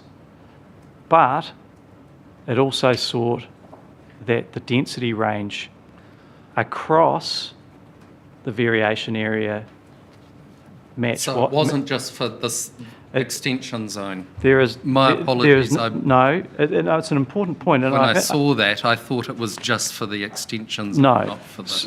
So there is there's no tactical advantage being sought Thank you. in relation to the extension area. And I guess that the natural consequence of me clarifying that point takes me back to the evidence, the very, very clear evidence of Mr. Heath and Mr. Osborne yesterday about the fact that the development of the extension area can happen at any time. Yep. So if we're comparing apples with apples, then the concerns and risks about holding back the commercial centre are far less accentuated in my submission. Yep. No, that's... sorry, Mr. Church, I misread the submission provisions. No, well... just that, and with Mr. Ware's evidence where the density was there, it was just the 35 whatever and just didn't link the dots. So thank you. That helps. Well, And then it brings it to the generic issue about what is the density. Correct, sir. And my submission, that is becoming a...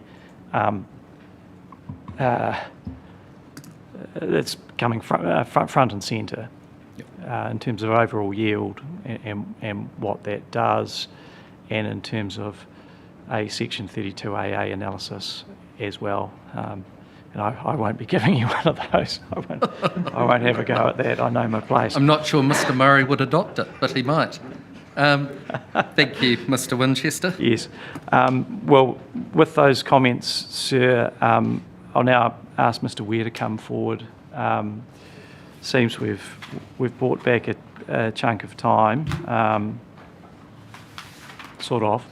No, we can, the next submitter we can kick out potentially by 15 if needs be. But I think we'll get through Mr. Ware hopefully quite quickly.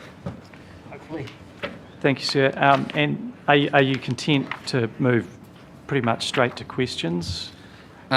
Yes, unless there's anything specific that's changed in the last day or two that would save some questions. Well, I do think, and as I indicated, the question of density is live, and these processes are dynamic, and certain aspects of them don't receive probably the attention they should And I'll be quite open about that in terms of the evidence.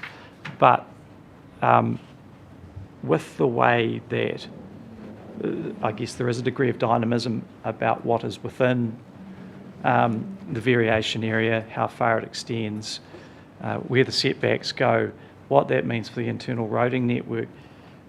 The jigsaw is moving all the time, and that has brought into focus the density question. So, and Mr. Ware does have direct experience of that. So I'll pass over to him. Thank you. Mr. Ware. Is that am I good? That's what I did. There you go. Oh, well, we're good. Look, if you don't mind, I won't follow my summary completely, but I'll try and give you a bit of context as to why I've made key statements in my summary. Paragraph 3 of my summary states the obvious, that the variation area is seeking to move the area from rural-ish to an urban character. And one of the conversations that's come up about what's the defensible edge and the, I guess, the character area of it, there seems to be a general consensus that this land area is something different. The reason it's different, it's been left alone, and so people perceive of it as a rural environment. But what happens is, of course, we've discussed, there's contours, there's escarpment edges, and they basically concentrate as the further north you move. And there's already lifestyle dwellings on those properties to the north. There's that the character transitions, and where that exact line is, landscape experts and others can debate that, but it's at or north of the site, the northern boundary of the site, in my opinion. Reiterating that point about so what I'm saying is that just because the land's been left alone, it's part of that corridor that's transitioning. It's an urban corridor, it's part of it, it's a natural part of it. If we'd had an opportunity, would we include the land north of Springbank Grove? Absolutely, because those lower slopes on the northern side of Lower Shotover Road, Stalker land there, would have been great, and we would have loved to have seen Lower Shotover Road more directly aligned towards the town centre to reinforce that. And but there's certain constraints that we face, and we move on. But it is important in terms of the urban character, or the urban character of State Highway 6, and particularly the sort of general alignment over the amenity access corridor, and the fact that it extends from the town centre, proposed town centre, down Spence Road.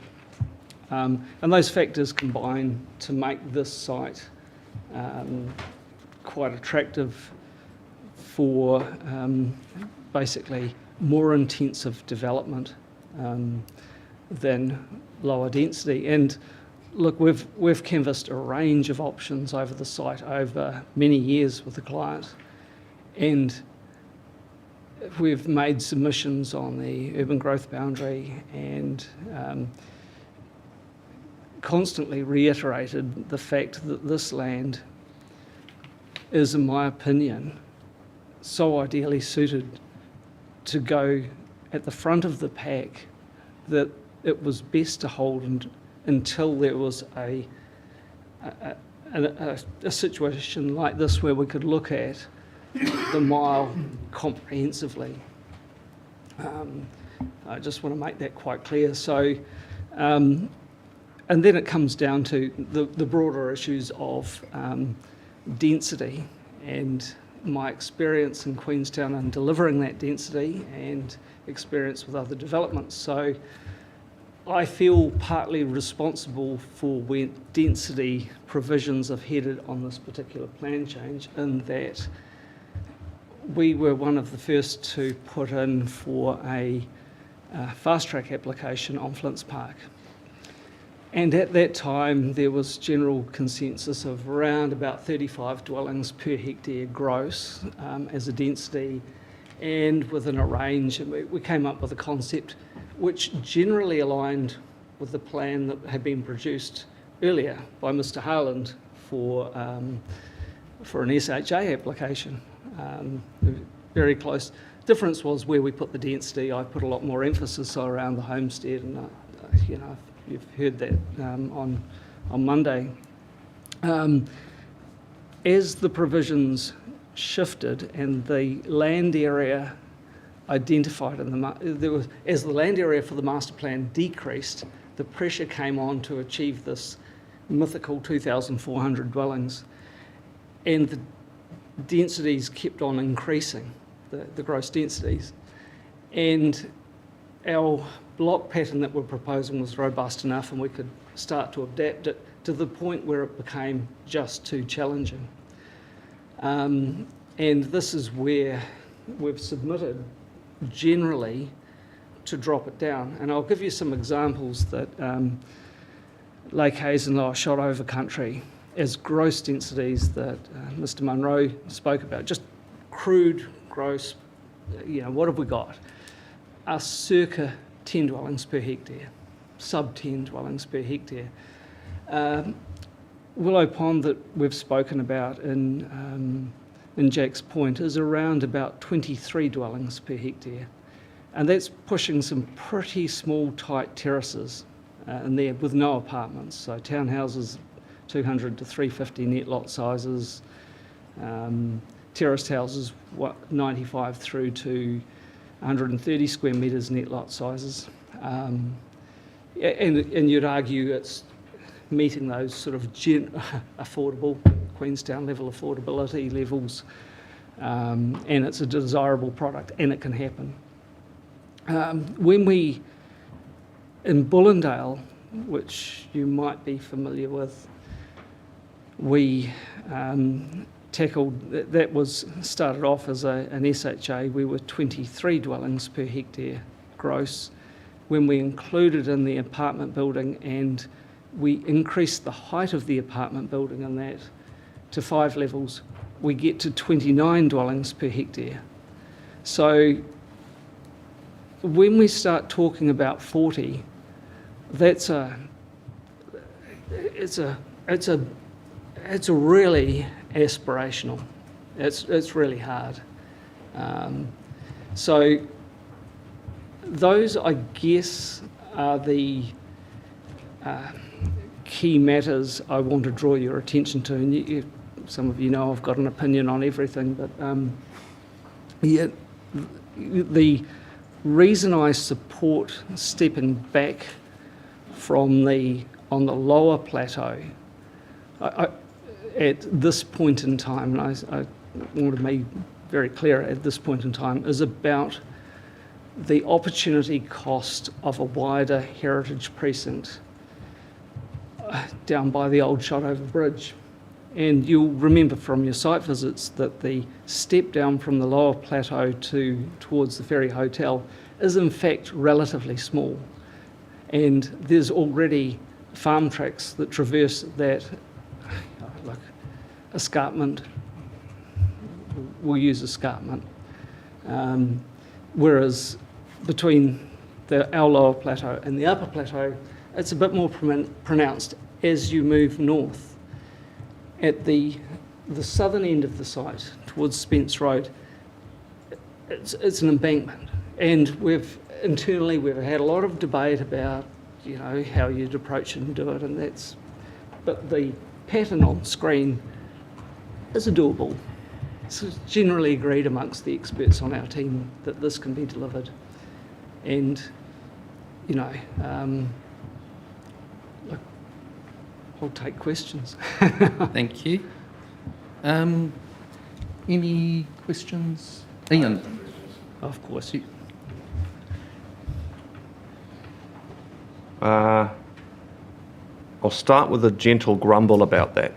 Okay. Because nowhere in your evidence in chief did you talk about these fundamental issues. You limited yourself to your client's site. You talked about the specific landscape attributes of that site and its sensitivities, and you spoke about a density range only for that site, only in response to those sensitivities. Yeah. I'm really struggling to understand if you had these flashing red light concerns, why weren't they in your evidence? Why weren't they made available early in our process for other witnesses to properly consider and give us the best information we've got? Coming along and verbalising it, it's not even in your written summary statement, leaves us in the least helpful possible way of dealing with it. And that grumble is as much to Mr. Winchester, to be blunt, as it is to you, because we have to constructively get on with it. Yeah. But it just feels wrong to record what you've just said, how you didn't possibly know that when you first read the plan change and would have said to yourself, golly gosh, I've got real concerns about that. Look, I think I personally wanted to push for the higher density on the site. I thought it merited more and could handle more, but you know, everything's an evolving process, and where medium density sits, how it's calculated has been refined, I would say, over this process. And look, we had joint witness conferencing after we had, or virtually at the same time as council was preparing a rebuttal. I'm not saying, I think there's just been this assimilation of ideas that have come together. I know the master plan process has been going for quite some period of time, but I think there's been quite a refinement over the thinking collectively. But this isn't a refinement of the thinking. This is you saying you've got fundamental concerns with this that your extensive experience in the district tells you just won't work. That's how is that not paragraph 1 of your evidence? For this site, it can handle the higher density because it's got slope. I haven't shied away from that. Slope is critical, in my opinion, because you get views that you can get apartments and things underway. But I acknowledge that, so if it's going to be medium density and, you know, height is and visibility and all those factors need to be weighed up, then, you know, like I would like to push for more. Okay. I'd love it if you supported it. Okay, let's move on. As I said, we need to be constructive and just run with the ball, whatever we get given. Yeah. And the 40 dwelling minimum, let's put aside anything above that for now, that does at least seem to have some face value basis from, in particular, the traffic engineers and some of these efficiencies. So let's say, for the sake of argument, we have a motivation to test that while taking a real-world approach. Absolutely. And if it can't be achieved, how close can you get? Yeah. Okay? You identified a handful of developments that you're familiar with and the densities they've got. Yes. Are you able to share with us any examples in the district of developments that have achieved or exceeded 40 dwellings a hectare? I wouldn't be able to tell you exactly. I can. I know that I wouldn't have the exact numbers. I suspect I know which ones they are, but I'm particularly in my mind relative to where we are in this part of the world with a Winton development called Bridesdale a few years ago. Yes. That seems to be quite a bit higher density than the typical Lake Hayes stock. Yeah. And I'm interested to know if you had any sense of what density that achieved. No. As I understand it, among other things, did all the things we're being told here. It was much cheaper than other comparable properties in this part of Queenstown, and I understand it enjoyed massive oversubscribed demand when it was released because it was small, compact, not Lake Hayes style, not 10 or 20 dwellings a hectare. But you don't know what that is. I don't know Bridesdale. Okay. And there's nothing special about it other than that I know it's in this part of Queenstown, not too far from the site. So could be an example of something locally achievable in this geography, not somewhere completely different like Dunedin or Auckland or overseas. Yeah. Do you agree that maximising whatever density is achievable is a relevant objective? Oh, absolutely. Okay. So let's entertain for the moment that at least here and now, maybe for the first 5 or 10 years, 40 dwellings a hectare is a bit more than could be achieved compared to, say, 35. Yeah. One method is to say, set the regime at what we think we can get and just trust people will do better if they can. Another approach could be to keep a 40 minimum, but simply create a clearer consent pathway that says if you can't achieve it, here's the process through which you might demonstrate that. And I say that on the premise that, as far as I know, everything that's more than 2 dwellings in every subdivision is going to need resource consent anyway, canvassing, a whole plethora of transport and staging and urban design issues. Yeah. Now, you're not here giving planning evidence, but if you agree the aim should be to try and maximise density, even if we were to agree that 40 might be pushing it, would there still be merit in us testing the value of a aim for the higher, and if you can't get it, resource consent to not achieve it rather than trust the market to do what it wants? I think there's merit in that approach. I think if the baseline is aspirational but achievable and we incentivise more through the previous conversations about extra height, then I would be fully supportive of that. Okay. Absolutely. So, currently we've got a medium density zone and a high density zone. Yeah. And the council's position is that almost all of it could go to its preferred 40 minimum. Yep. With some mechanism to figure out the detail. Yep. A small portion, we were told. Is there, in your view, a particular urban design rationale for the extent of the additional height that the high density zone would enable? Or if it's all going to mostly be one density, do you just have one zone and you just maximise the height enablement to everywhere in the zone that could accommodate it as an incentivisation to do more? Yeah, look, it comes down to you want to incentivise height where it's going to add value to encourage that density. If you give it away freely to anybody, we won't create the concentration nodes and incentive.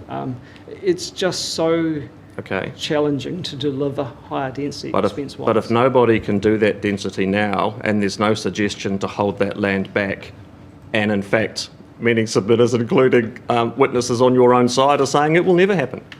So how do we balance getting something near the centre that might not be the theoretical ideal versus the other side, which is force it to stay vacant for an indeterminate, possibly permanent period of time? I guess it comes down to, this is a slightly circuitous answer, but where does development start? Now, it could start mid-block at Flint's Park and got a consent and chug away. Still no guarantee that we've got a connection in either direction. We're reliant on the state highway to connect to the town centre that we want to grow. Everybody's motivated for that to grow. But we need housing to get going right now, so we all agree that. My experience would be that the town centre area could kick off quite quickly with a supermarket. And that would support the wider area in terms of alleviating. It would, I'm stepping slightly out of my area here I would imagine it assists in traffic flows and stopping people necessarily going to Frankton. Development at the western end, the western extension area, wouldn't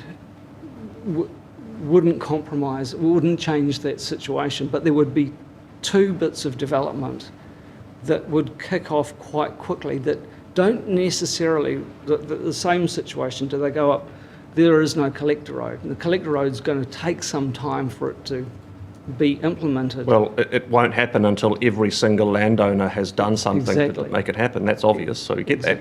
That's right. So to the question, which was not a defence of the second node or the hutch, it was more generally, Yep. whatever the density is, if the common view is that almost all of the zone is going to achieve it, and extra height's a good thing to do to try and encourage more, have we stretched that extra height enablement as far as it can be justified in the current structure plan?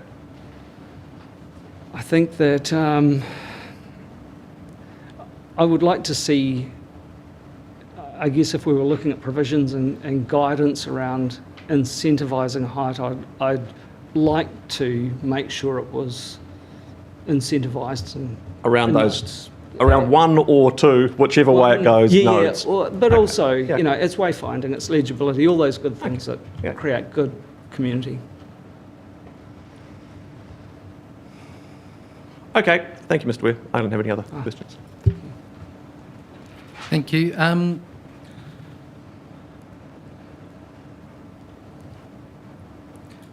No, I've got no questions either. Thank you, Mr. Ware. Thank you very much for that and for your evidence. Thank you. And I was just, if Yep. you don't mind, I'll just say that the homework you gave us from Monday was to identify errors and omissions, and we can work with Mr. Brown and his Perfect. team to Yep. tidy up anything on that plan as well. So we'll take out anything that's a suggested, so hence the bridge over the state highway, pedestrian bridge, that will clean all of that up for you. So. Yep. Thank you. Thank you very much. Sorry, Mr. Winchester, this is bouncing in and out like a ping pong game.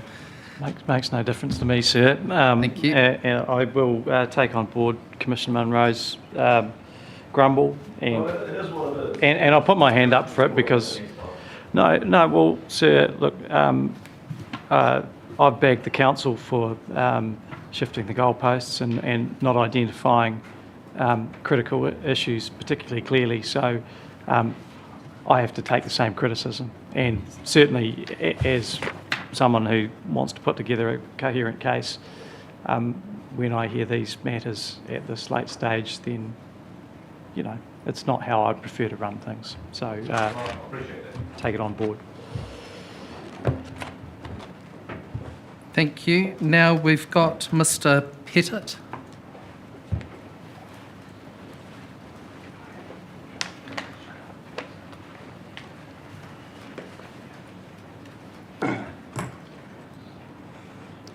Good morning. I might have to read some of this because unfortunately I rewrote it this morning. Can't exactly remember where I was going. Thank you. And one thing I will ask is once you've done that, if there is a document you're reading from, if you could just talk with Shelley, the hearings administrator, and we will try and get a copy of it as well. Scribbled on a bit as well. I'll do what I can. Thank you very much. I've lived here for 30 years and over that time seen a lot of change. Part of that led me to becoming a QLDC councillor between 2001 and 2007. At that time, the community was concerned about the direction where we were heading. The first thing we did was consult with the local communities under Queenstown Tomorrow and Wanaka 2020 to establish what were the overriding priorities and aspirations. To my knowledge, no similar consultation has been done in the last 20 years. In this period, QLDC has been the fastest growing district in Australasia and probably still is. But to be fair, I doubt that our aspirations have changed. Protect our rural landscape, protect our environment, and control how and where growth evolves. Our basin is relatively small, confined by 2 lakes and mountain ranges on all sides. There are only 3 roads into the basin. The areas for expansion are limited, unlike, say, Wanaka. The plan change area that we're looking at is not particularly large.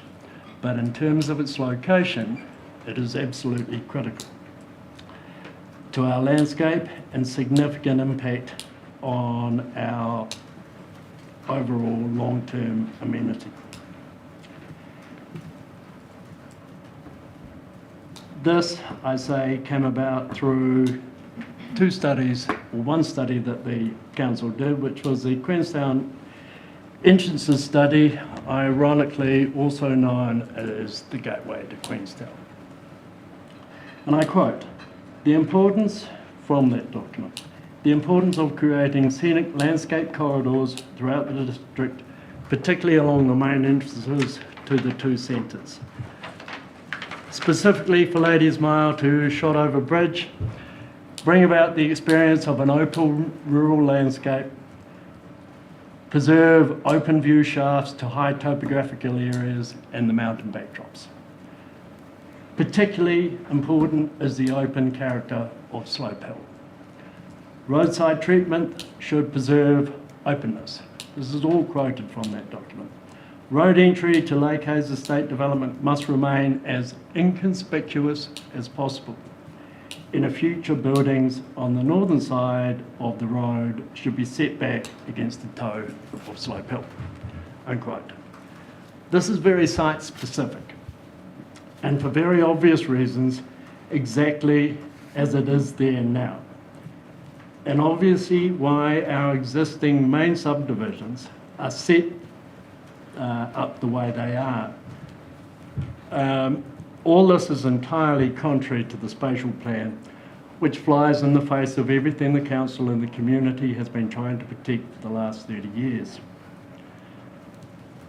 Apart from the ONL, the largest land area in the Wakatipu Basin is the rural amenity zone, where subdivision is limited to 80 hectares. i.e. you need 160 hectares in order to subdivide, presumably because they want to protect the rural environment from urbanisation, because there is no horticulture and very little farming left in the basin. Yet Ladies Mile is our busiest rural road in the district.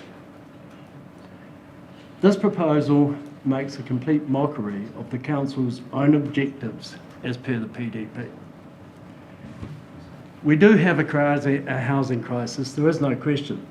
At Hanley Farm, our most recent medium density subdivision, standalone houses on 300 to 500 square metre sections are now being resold at 1.5 and heading towards $2 million.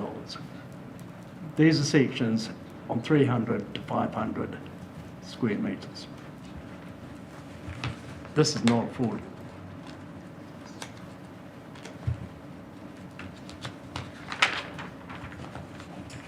A recent 580 lot subdivision above Frankton Road is marking the cheapest sections at $800,000. Does anyone seriously believe that having paid $30 million for a few paddocks along Ladies Mile, that these proposed sections will be affordable housing and will solve our housing crisis? In growth areas like Auckland, Wellington and Christchurch, they've been working on urban intensification for the last 10 years. Queenstown has only very recently proposed, by way of variation of the proposed district plan, urban intensification, unbelievably after the current Ladies Mile proposal. One can only assume they'd thought about this afterwards and not 10 years ago. I support urban intensification.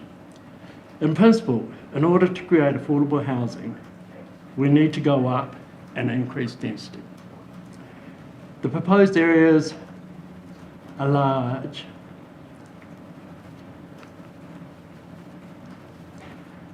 For intensification, the proposed areas are huge, 20 times larger than the proposal you are considering. At 5 Mile, Frankton Flats, QLDC did a study in 2020 out to 2048. This encompasses the whole area around the airport, including Remarkables Park. We already have zoned in that area residential, commercial, industrial and visitor accommodation. Remarkables Park, which is substantially underdeveloped, is already zoned to 12 metres. We already have sports fields, swimming pool, event centre, and even a golf course should additional recreational space be required. Roading and ground infrastructure is already in place to service development.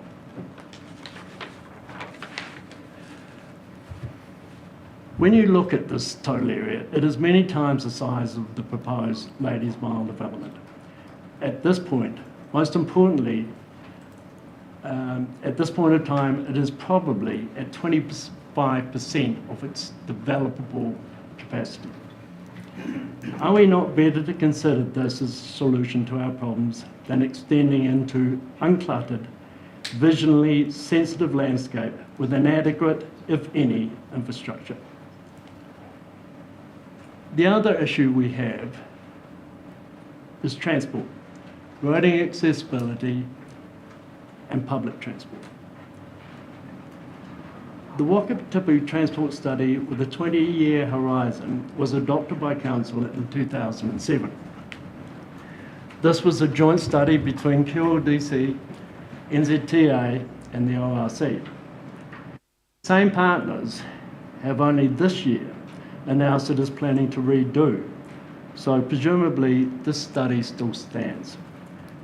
The conclusions of the 2007 study were extensive, but the main points were loss of services, or levels of services, E&F at intersections in the CBD and around Frankton Flats.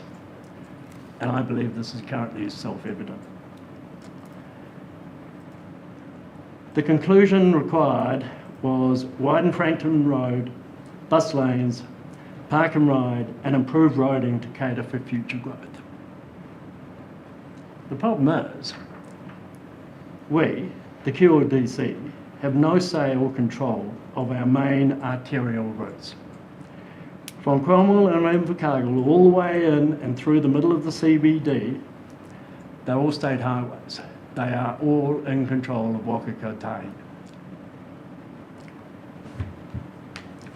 The two key recommendations of that study were to spend $120 million to widen Frankton Road, to take public transport, improving the flow of traffic by two-lane, one-way traffic down Stanley Street and up Henry Street and out of the CBD.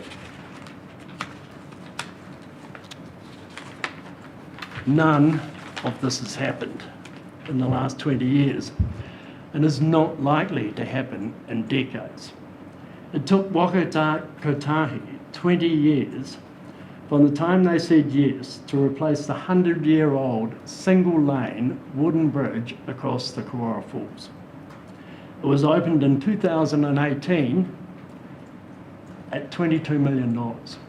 This is into one of our fastest growing districts in the Southern Hemisphere. Pūtahi now has greater and more pressing issues solving infrastructure and roading failures in the North Island. Pūtahi is now about to install 10 traffic lights along Frankton Road. QLDC is not continuing the ring road from the CBD. You may have noticed, but we're probably only about 2 kilometres of 4-lane roads, if that. Most of that lead in or out of 2-lane roundabouts that immediately converge back into single lanes that create this usual jostle as drivers try and keep their place in the queue. As I'm sure you can appreciate, none of this helps provide an effective and efficient public transport system. Can I also add, QLDC has just over 20,000 households. This year, rates increased on average 14.5%. The highest rates increase was 22%. We have the third highest residential rates in New Zealand, only just behind Carterton and Manawatu. I'm not talking about Auckland, because Auckland is lower than our rates. Last year, the Queenstown Airport put through 2.3 million passengers. The CBD boundary has been increased, including Lakeview land, which QLDC has sold for intensive high-rise development. Urban intensification is going to undoubtedly, in the foreseeable future, to occur in the CBD, Gorge Road, along Frankton Road, and Pipeline.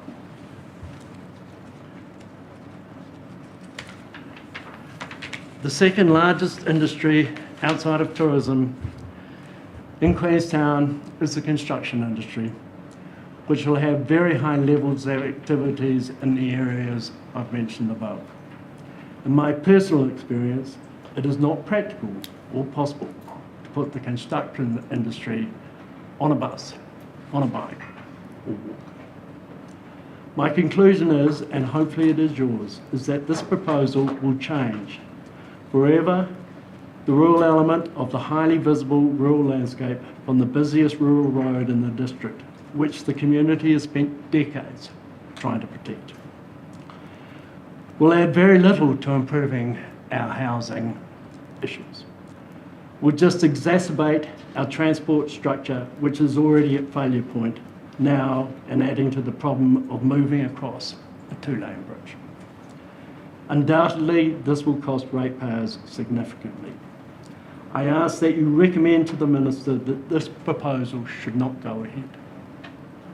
At the same time, you suggest to the Minister that 20,000 residents of the QLDC cannot afford the infrastructure necessary to support 1 million tourists as it is without adding additional cost. This proposal development will occur.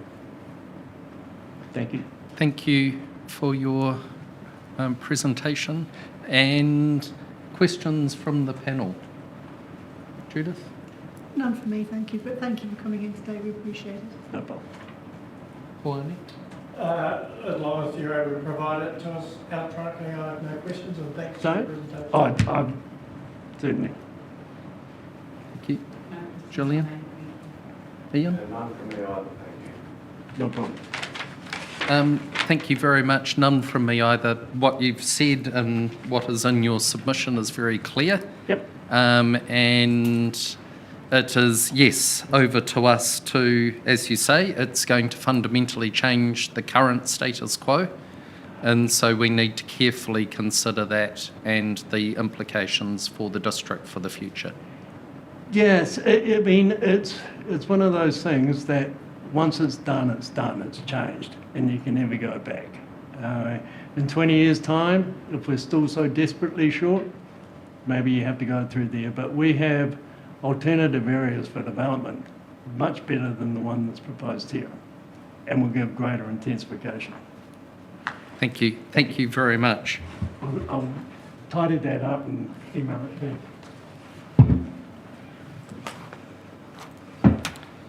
Now, we'll adjourn a bit early for lunch, and then we'll come back a bit early after lunch too, if that's okay. So maybe if we come back at 1:15, would that work? Yep.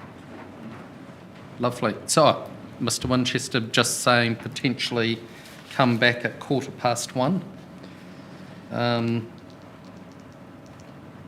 We've got Threepwood actually, so we'll just have to check when they're here. We might need to start on time.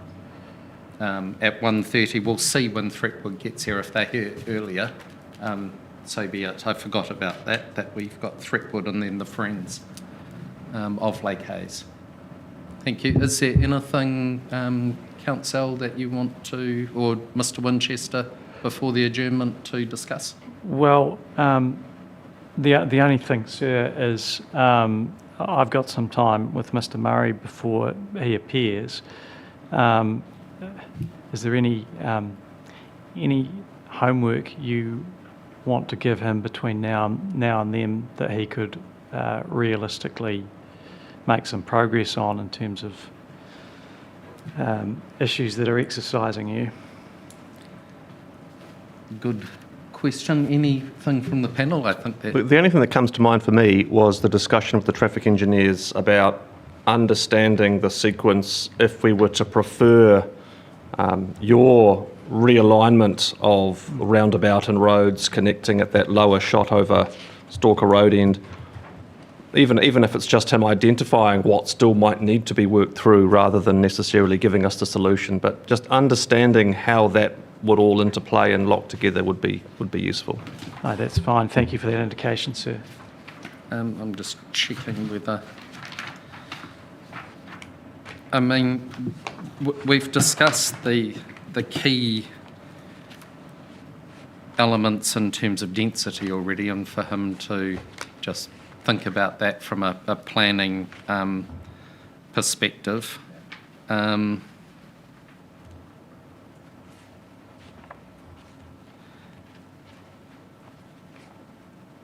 I raise something else while you're thinking through? Judith's already raised some of those traffic provisions too that he'll be on with. But Mr. Munro? Just because you've raised it and without having had a chance to fully think it through, when you talk to Mr. Murray, just get him to confirm what specific land use zone he's recommending for that smaller commercial centre. I know the evidence discusses a neighbourhood centre type scale. When we were discussing with a separate submitter on the south side of the highway, counsel for that submitter was Mr. Leckie, in fact, just floated to us whether there was in fact scope to use a neighbourhood centre zone as part of this plan change. Now, it may be that there is and it's not an issue, and it might be something you think about too. If it was an issue, that might not terminate the idea. It might just need an augmented version of the zone's own commercial precinct rescaled to suit what's needed. But it might be that it's not an issue. It was just on my mind, floating in the back. Then you've given us the opportunity to ask him to think about it, and that's all I'll say. Yes, so I've taken your question to be on the merits, what should it be in terms of application of the appropriate zoning. Yes, that's fine, and the question of scope is obviously probably one for me, and I have partially addressed that in my written submissions in terms of that western node. I think it's more the specific sort of subset of scope was not so much the request for a commercial outcome. Yes. It was whether or not the off-the-shelf neighbourhood centre zone from the PDP itself can be used as the planning method to enable it. I think was where Mr. Leckie was going in response to a separate submitter in a separate location. But in terms specifically of the neighbourhood centre zone. You might have a different view to that. Well, my preliminary response, sir, is that we are tied into the national planning standards and what they sort of tell us a zone should do and how it should function and what the features are that it should have. And I wonder if it's a question of form over function in that neighbourhood centre fits best and therefore sort of has to be in terms of achieving the vision, or whether there is in fact some form of difficult legal constraint from a scope point of view. I'll ruminate over that on as I'm having a sandwich or something similar. Thank you. Thank you, Mr. Winchester. We'll adjourn now until 1:30 with Threepwood. Thank you.